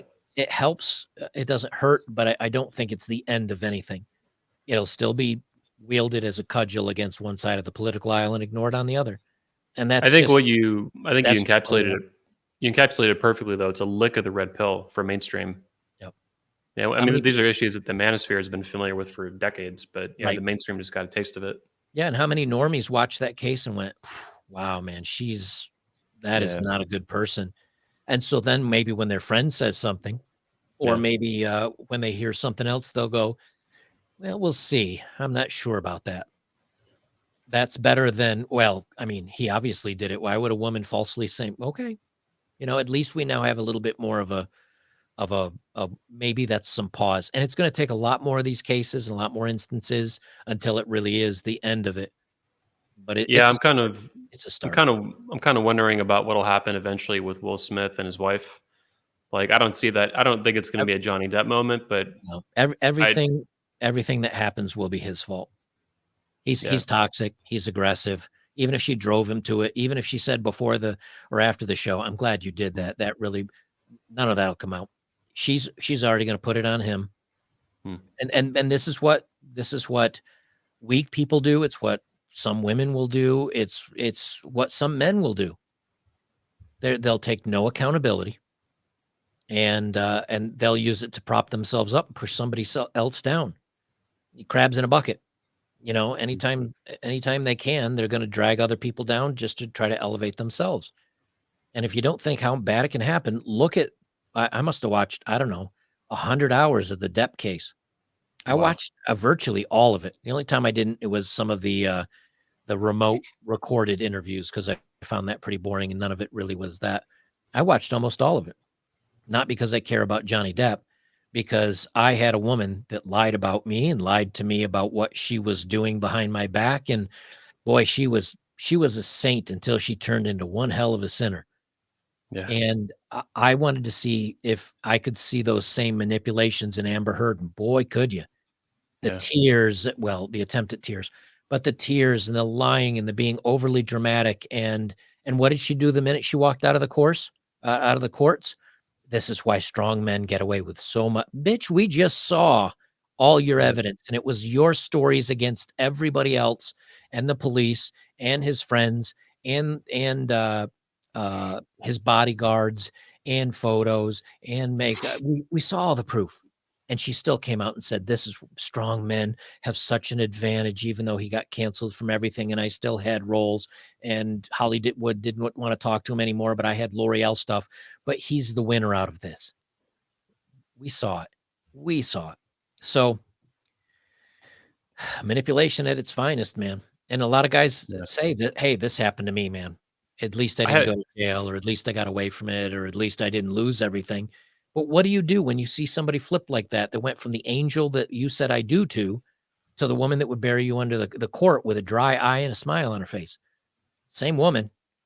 And a lot of guys say, "Man, I watch out for this stuff. How did I get Yep. that's this it's not going anywhere. It's here to stay, I think. It's just gonna be wielded selectively." Yeah, one of our speakers, Michael Foster, he's a Christian pastor, but he's like pretty based, pretty red pilled, I'd say, by a long shot. But he calls it's a multi generational problem, like feminism and woke and all this stuff, but particularly feminism. And I think that's a really good way to put it. It's like this can't be fixed, even with the nice win like Johnny Depp stuff. It's going to take decades to fix generations, and who knows, a hard I reset, maybe a soft reset, like a lot of pain. I think what's gonna happen is when I was young kid in the '70s, um, the '80s metal bands were big. And so we all wore the jean jackets. We all had the mullets and long hair, Metallica ripped jeans, Metallica patches. And that was like the class of valedictorian, like just everyday kids dressed like that. Why the torn jeans? Why the denim? Why the pushback? Well, it's because '70s was bell bottoms and plaid and pastel colors. It was pushback.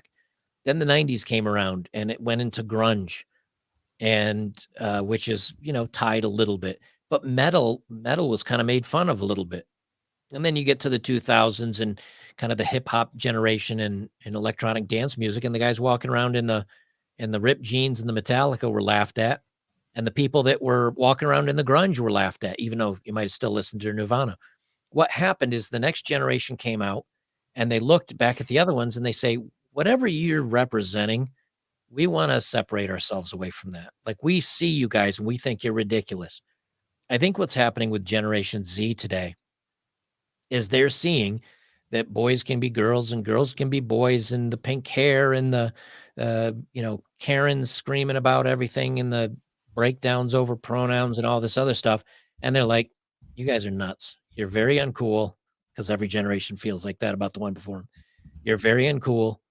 You're problematic. We're going to make fun of you. We're going to goof on you." And so they're going to goof on them and they're going to make fun of them.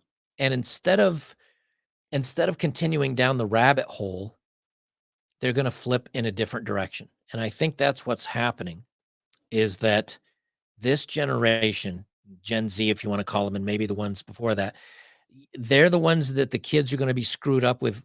Mommy has uh, not Stockholm syndrome. What's the the syndrome where they want attention because of their quote sick child. This is where the mothers are coming out and saying, "Oh, my kid's trans too, and this one, Johnny wants to be a girl, and the girl's the boy." And they're going to do this, and all the classmates and all the people around these poor kids are going to say, "They're nuts. They're crazy. I want to get as far away from this as I can." And the way they get away from that is by swinging the pendulum back. And instead of saying, "Hey, you know what? I want to be a part of this, and I'm in line with these loonies and everything else," they're going to fight back by just doing their own thing. I think that's it. Now, if you guys are wondering why I just keep going on and he's not jumping in anymore, he had to step away for a second. So, welcome to the Better Bachelor show. That's the good news, though, is that for those of you that are worried or freaking out about the future, as much black pill as I talk about being able to feed yourself and everything else, I think things are going to be pushed back in the other direction and everything's going to be fine so long as we can vote in the people that we want to represent us and we don't get into this weird oligarchy slash uniparty stuff. As long as we can stay away from that, I think we'll be okay. Let's see. Let me look at the comments here. I haven't even been keeping up with the comments. That's why, see, this is nice because when I'm a guest, I don't have to look at the comments and be in charge of anything. I can just, Munchausen, that's it. Thank you, Mustang Chris. Yeah, Munchausen by proxy. Yeah, that's what it is today. It's the Munchausen. You know, these mothers are trying to virtue signal by saying that their boys are girls and their girls are boys. And look at me, I'm so kind, and I'm helping little Johnny or Jane out, and I'm part of this community. And these are just all sick people. And the poor kids that are growing up in this today, man, they're in for a bad time. They're in for a bad time. Cool. I'm back. I had to take an emergency bathroom break. Hey, Sorry about that, man. no worries, man. If you get, I'm used to talking for a long time, so I got a bladder like a camel. Yeah, I tried making it to the end of the show, but I was like, "This is a great show. I don't want to end it too early," and I was like, "Fuck." So I was I had to run. Yeah. So as a final wrap up question, I want to know, where do you want to see the manosphere go? It's a community that's at least 25 years deep. I don't care. Damn. I don't care where the manosphere goes. And the reason why is because it's not up to me. Who cares what I think? I mean, I talk and I speak my mind, and if people want to listen, they want to listen. If they want to disagree, they want to. I don't care where the manosphere goes. If I keep doing videos every day and I've gotten less and less subscribers every month, I've gotten less views month after month. There's two ways you can look at it. Oh, no one wants to listen to me anymore, and maybe I'm not relevant, or there's so many other damn men's channels out there, they're not paying attention to me anymore. Or you could say, hey, people don't need to listen to me anymore. Maybe they've gotten the message. Maybe they're like, yeah, I got it, man. I don't need to hear any more from you. I'm with you. Now I'm going to go off and do my own thing. I think if the manosphere ended up, if everybody came into manosphere, learned what they needed to learn, got their life on track, and led a happy life and never came back, I'm fine with guys just sticking their toe in, learning and leaving, and being happy the rest of their lives. I don't care if the manosphere goes away. And the That was same thing. actually a common position that the pickup artists had. They had back in the day. It was kind of like, get in, learn what you need to learn, and get out. Yep. And if guys do that here, then awesome and great. And maybe that's the best of all scenarios. And then those guys, when they have kids or the next generation growing up, it's just assumed that women are not going to probably marry you. And maybe, we had the blue pill, maybe growing up, the default will be red pill. And that's a good thing. And then if the manosphere goes away, I think that's fine. I think that's great. And the opposite, if it continues to grow, instead of me having 1 million views per video and I only end up getting 50,000 views per video, but other content creators also get 50,000 and 50,000, whatever resonates with them, and they get something out of it, great. I don't. So for me, I don't care where it goes. If it goes away because everybody knows it and it's kind of the default, I'm fine with it. If it continues to grow and young men keep getting the message, and as I age out of it and I go do something else on my hermit land, and you've got guys You've got guys carrying on that mantle that are younger or maybe more hip or do a better video than I do, but it still resonates. And it continues to grow without me. Fine with that too. Like I don't have I don't care where it goes, just so long as men have the information they need. Men know they're important. Men chase their own passions. Men don't rely on other people for their happiness. Um, Realize that they're going to be ostracized and be told they're the bad ones in society, and that it's all you bad men's fault for everything being bad. And understand when everything hits rock bottom and they come crawling back around for strong men, capable men, intelligent men, men that can build and fix and that are strong, then it'll be up to you if you want to say, all right, I guess you can come back and worship me for being the awesome man that I am. Or if you tell them to shove off and kick dirt because you treated me bad, we'll see where it goes. But Yeah. my message for men: do what's right for you, no matter what it is. Don't listen to anybody else. Don't trust or believe anybody else has your back like you do. And then where the manosphere goes with that message and what men take from it, it is what it is. I do like you kind of basically said that, if the manosphere was no longer needed, like it was unnecessary. I think that would be pretty cool if the culture got there. That to me would be a sign of a healthy culture that healed from a toxic period of a couple decades. Because obviously the manosphere used to not exist, and I'm sure men in the 1920s didn't need to be taught how to be men. They The amount of feminism they had was minuscule compared to what we see, and they masculinity was normal, and all these things. Well, they had speakeasies and pool halls and cigar lounges, and they had all these Barbershops, barbershops, golf courses. yeah, They had these places where they'd talk about their wives or their kids or their families or their problems or their work issues. And every time men start a community like that, it's amazing. Men's only golf course. Women want in. Women want in. Women want in. Women get in. And then the guys naturally are going to say, "Well, here's a dirty joke I heard at work the other day. Oh, how dare you? How dare you?" How dare you? Throwing my own sound clip there. Yeah. How dare you? This is not acceptable talk. And men say, well, we want a place where we can talk and we can be whatever. And so men find a new spot and then women want in and well, this is a place where men have found women will come in. Oh, They'll listen. let me interject here. This is a tough question Yeah. directly related to what you're saying. What do you think about women now getting involved in the manosphere much more heavily these past a year and a half, 2 years? I mean, in different Um, ways. Each channel kind of does it differently. We even do like a women's conference, but that's a women talking to women and right. stuff. It's different than what the rest of the manosphere is doing. I think genuinely there are women that want men to be strong and women to be allowed to be women. And there are women like that. But then there are also chameleons and grifters. And the problem Yeah, is, look, I mean, we know there's guys in the men's community that are grifters. So certainly there's going to be women. And you're going to tell me that a woman that's speaking about men's issues, but she's wearing a super thin T-shirt where her nipples are poking out and you can see 4 inches of cleavage. You're going to tell me yeah, she's got men's best interest in mind, or is she sexualizing herself and telling men what they want to hear so she gets lots of views and makes money off them? I yep, can't tell the difference between the two. I can't tell you who's legit and who's not. If you resonate with them and you find their message to be credible, go ahead and listen to them, but you never ask a fish how to fish. You ask a fisherman. Well, it's yeah, the same thing. How's a woman gonna tell men, well, men, here's now a woman can say, here, men, if you want to attract a woman, here's what you need to do. But most of the time, even those women will tell you, we just need to be funny. Women like funny, confident men. Oh, so Danny DeVito, if he's funny and confident, is going to slay with a woman? No, of course not.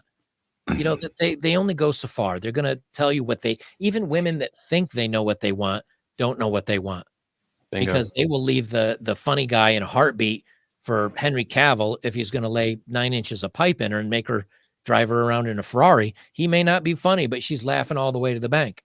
So, I think it's fine if women wanna get into it. My question is, why are guys gonna listen to it? Yeah. And you gotta ask yourself, why do you really trust them? And there are good women that do speak about it. The honey badgers. I think it was the honey badgers. If you watch the Red Pill, which is now on Tubi, by the way, for free, the Oh, Red cool. Pill documentary. It's on Tubi right now. Tubi. You can Mhm. watch there. Go there and watch the Red Pill. I think they were called the honey badgers. And I've Karen Strahan, I think was her name. She is in it for men, and she even said because I like my man, and he's masculine and he's strong and he leads the way, and he is a positive role model. And I like my men like this. And we need Are you more. familiar with Janice Fiamengo, Professor Janice Fiamengo? I'm not. I Oh, haven't. she's awesome, man. She's like one of those like a Karen Strotham. I can't say her name either, His straight hand, I but think. Janice Fiamengo is one of the ones who she's older too, like 60 or 50 something, and Right. Canadian professor, and just amazingly powerful content for men. I've interviewed her a couple times, Oh, that's and it great. just reminds me a lot of what you're saying. Yeah, Yeah, I think there are women that genuinely do want men to be strong and healthy and good because that ultimately will make women healthy. So I have nothing yeah, against women in the manosphere. I think they're necessary because God knows women are not going to listen to us very often, but maybe they'll listen to women that echo what we feel is valuable.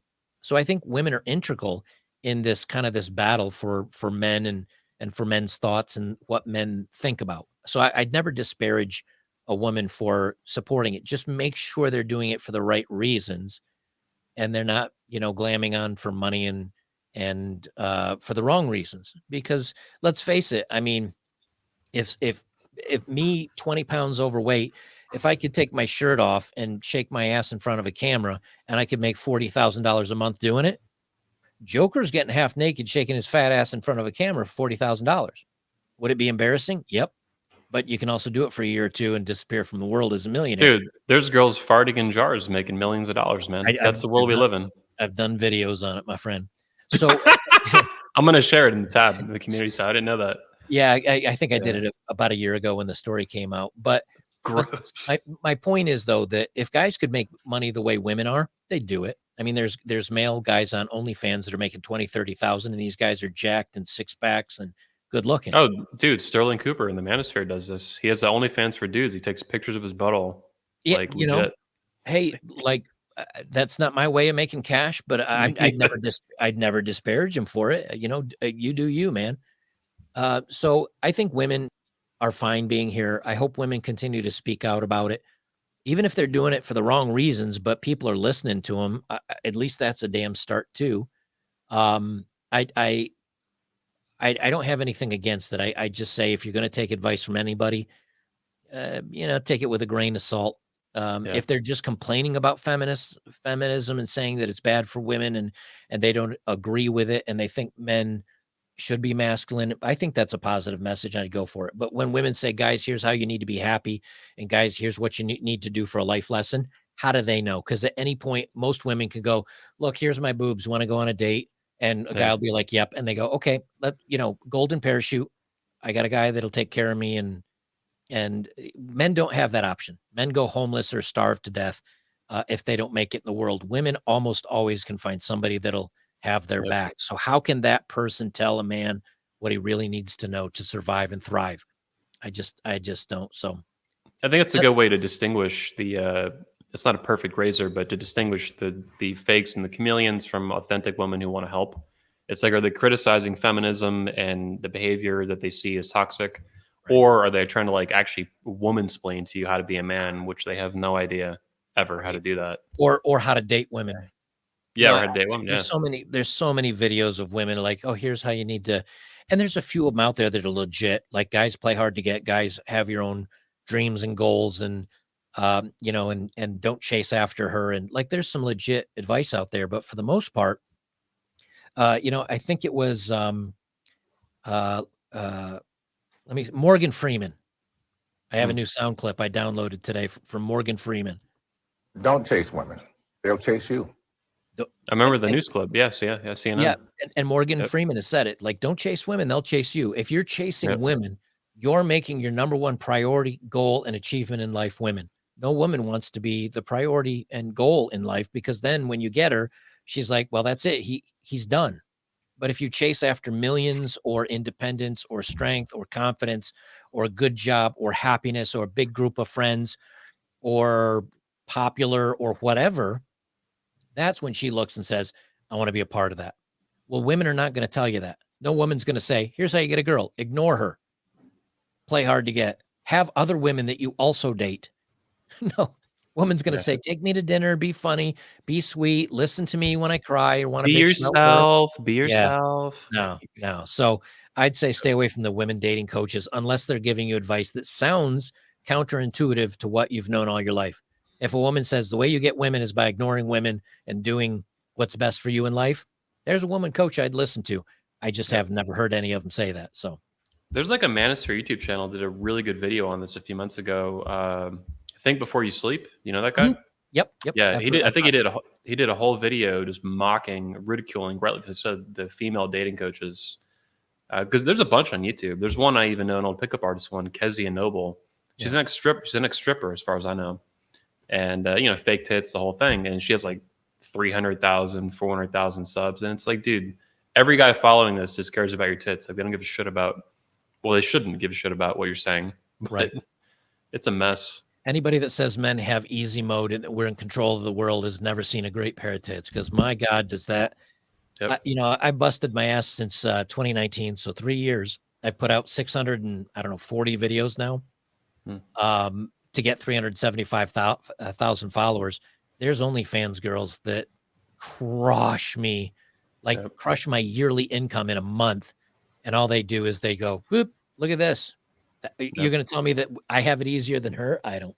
But So. the trade-off is you are infinitely more logical and rational and won't blow the money on cocaine and Louis Vuitton bags. Women burn through money like crazy. Oh, dude, I used to work at a strip club, Yeah. and I met 1 or 2 girls that were like, I'm in this for Wait, 3 years. what did you do at a strip club? Were you the manager, CEO of a strip club, better No, Bachelor? no, it's a funny story, but I was a DJ. I was 20 Hmm. something. I had a part-time job. I used to frequent this one because when I went to a strip club, I don't give any of the girls money. And I'd tell them right Yeah. up front, like, I'm not I'm not the dude that's here to tip. I won't stare at you on the stage. Like, I'm just here because the bartender and I have had some good conversations and I like a beer and, I get to enjoy a girl walking by every once in a while. And because of that, they didn't see me as a customer. They just saw me as a guy that was hanging out. So they would chat with me and hang out, and then they'd go milk guys for money, and then they'd come back and hang out with me. And the DJ that was there OD'd on coke, and he didn't make it in for a show. And the bar manager came in and he's like, "Does anybody know how to?" It was a 2 turntable type setup. And I'm like, I mean, if it has volume and it has a play button, I can figure it out. And I was like, this will be a goof. It'll be fun. Like, who cares? Why am I going to care if a bunch of strippers hate me? Like, I'm filling in. And I did it. And at the end of, I did it for like 2 or 3 days. And at the end of my 3rd shift, he said, hey, do you want to just like take over and just be a DJ? And I said, what's it pay? And he's like, $100 a shift for a 7-hour shift, which back in what, 2001, $100 for a 7-hour shift's not too bad. And you get 10% or depending on the girl, 10 or 20% of the tips.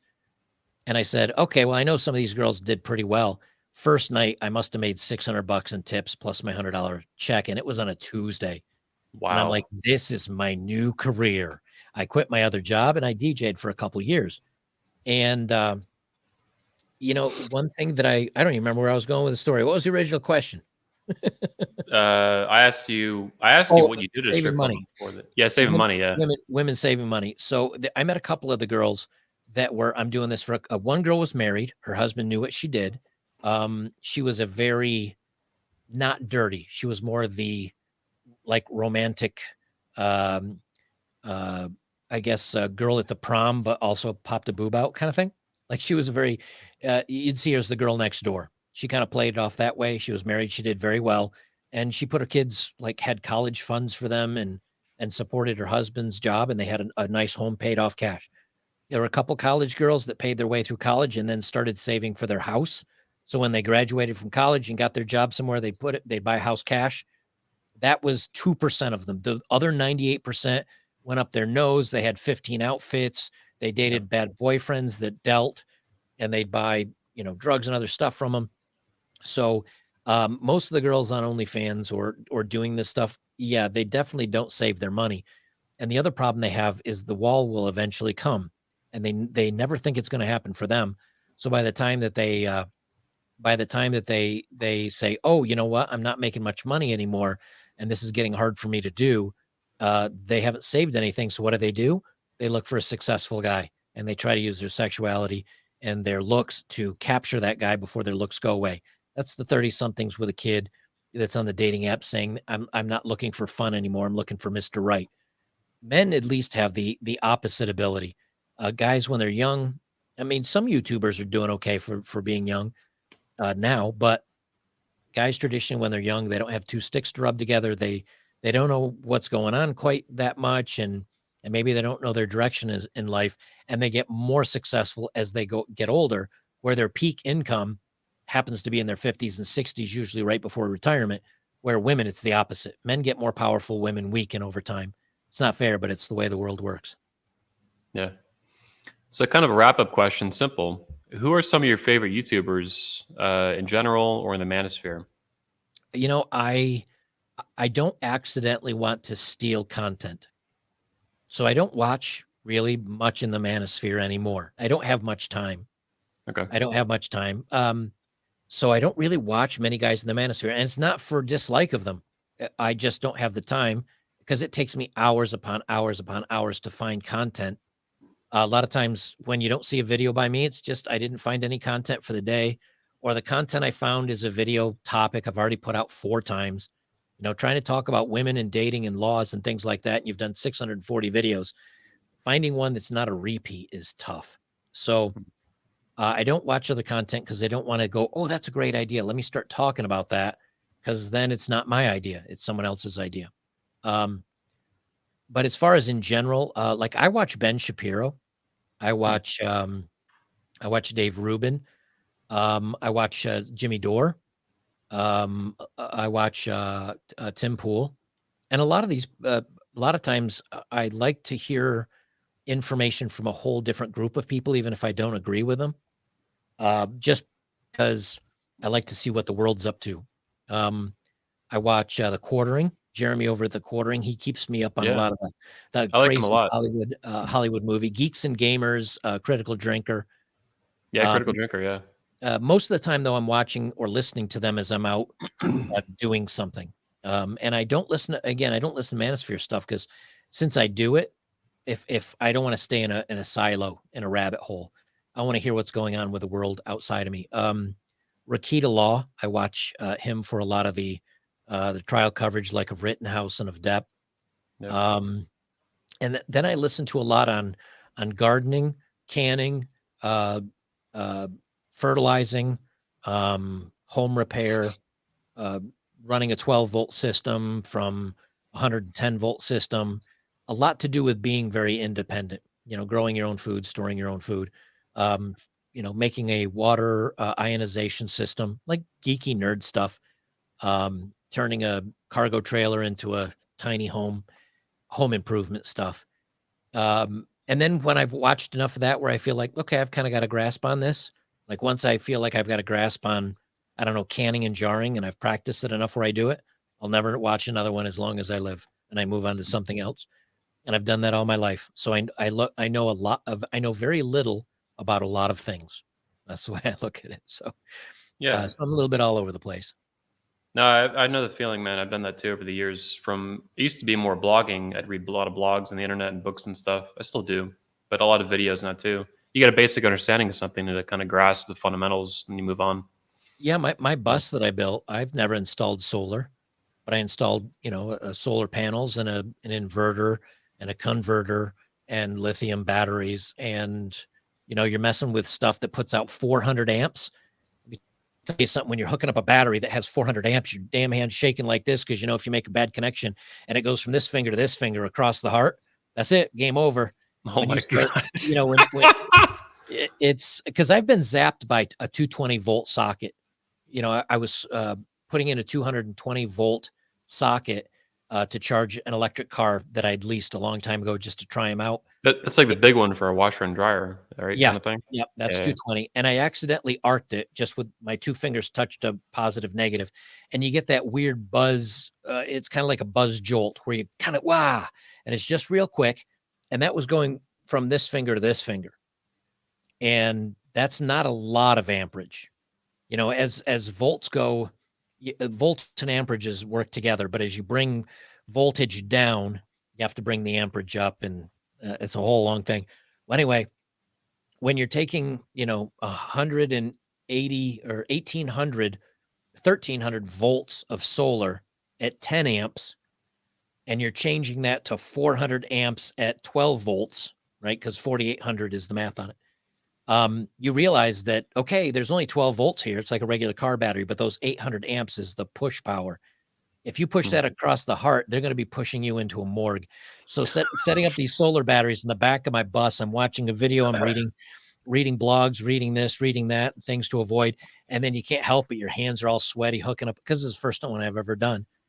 When you do it the third or a fourth time because it didn't work, or I had to change something or move something, you're just whipping it all together and you're not really thinking about it nearly as much.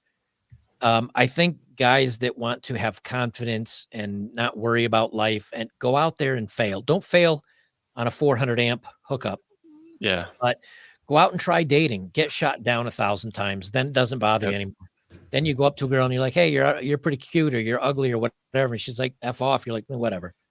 Same thing happens when it comes to building something, or running plumbing, or running electricity, or fixing a roof, or talking to strangers, or whatever. Just do it, and do it, and do it, and do it until it becomes second nature. And then at the end of that, that's where confidence and knowledge and everything comes from. It's from screwing up a lot. It's from getting things right a few times, and it's willing to put yourself out there. And if you do that in all things in life, I don't think you ever fail. You may not succeed at something, but you'll learn something positive, which is ultimately a win, not a fail. Yeah. And you do it enough and you'll never fail. Yeah, it's micro winning in a way. You mentioned, go out and talk to 1,000 women. Dude, when I found the pickup artist community from 2005, 2006, I started really going out more, but I found it 2005 until I was approaching girls pretty consistently through 2020, late 2020. And I approached like over 6,000 women. And especially early on, the earlier years from 2005, 8, 10, stuff like that, I got blown out just thousands and thousands of times. And that built me the skill set, and the skin to get through all that kind of, that, I guess you call it pain, but just anxiety of approaching and the nerves and all that crap. Yep. And by doing that and failing, quote unquote, thousands of times, you're 100% right. I mean, that I'm not some master pickup artist or anything like that. I've never been that, never really wanted to be that. But I got a lot better at it, thousands of times better than I was early on when I was a stuttering, sweating mess at like 17 years old. Right. Really, like physically just bleeding sweat. Like the first couple of them were so nerve wracking to me, like a panic attack. Yep. And to be 30 years old doing it was like night and day. Right. And having failed, but I learned through that over the years, 15 fucking years doing it. Yeah. And that's why I think guys should do that with all things in life. Just do something until you got it down. And once you're comfortable with it, move to something else. And then by the time you are older, I'm not really that smart a guy. I've just tried a bunch of stuff and I kept doing it until it worked out. And then I said, okay, I got that, and move on to something else. And I think if guys do that, whether it's dating, whether it's jobs, whether it's talking to people, they'll have an easy life by the time they get to be my age. Yeah. All right, man. It's been an excellent conversation. I really appreciate your time. I've gotten to know you, I think, a lot better through this conversation. My girlfriend last night asked, who I was interviewing today. I was like, oh, Joker from Better Bachelor. She was like, who's that? I'm like, oh, he's like a white Coach Craig. And it was kind of teasing, fucking around, because she knows Coach Craig. Yeah. But you're a lot more dynamic than that. No offense to Coach Craig. I love Coach. But I really appreciate your time. Yeah, man. My pleasure being here. And we'll do this again sometime. I appreciate it. Thanks for the chat. I learn a lot every time I do this with someone new. Yeah. Well, thanks for watching, guys. Everybody tuned in live, episode 167 of the Redman Group. You can support my channel at 21studios.locals.com. And you can and should support Better Bachelor at betterbachelor.locals.com. You can also catch them on YouTube. Just type Better Bachelor in the search bar. I believe you're also on alt tech pretty widely, Odyssey, Rumble, and everything good like that. And you have an Instagram too, right? It's the_unknown_adventure. And I just put photos of my travels around the world. I'll be putting more up there once I maybe am working on the house. I just haven't had anything going on, so I haven't taken many shots recently. But all right. Well, thanks a lot, man. I look forward to talking to you again soon, maybe in person in studio here at 21 Studios. Everyone Next time- else, I'll catch you next Saturday. Yeah, next time I get down to Florida. Yeah. Yeah, your parents live, or your mom lives in Gainesville, right? Not too far. Just outside of there, yep. So I'll be down that way again sometime soon, I think. Yeah, let me know, man. Sounds Thanks good. a lot. Everyone else, peace out. See you probably next Saturday at 11 a.m. Thanks for watching.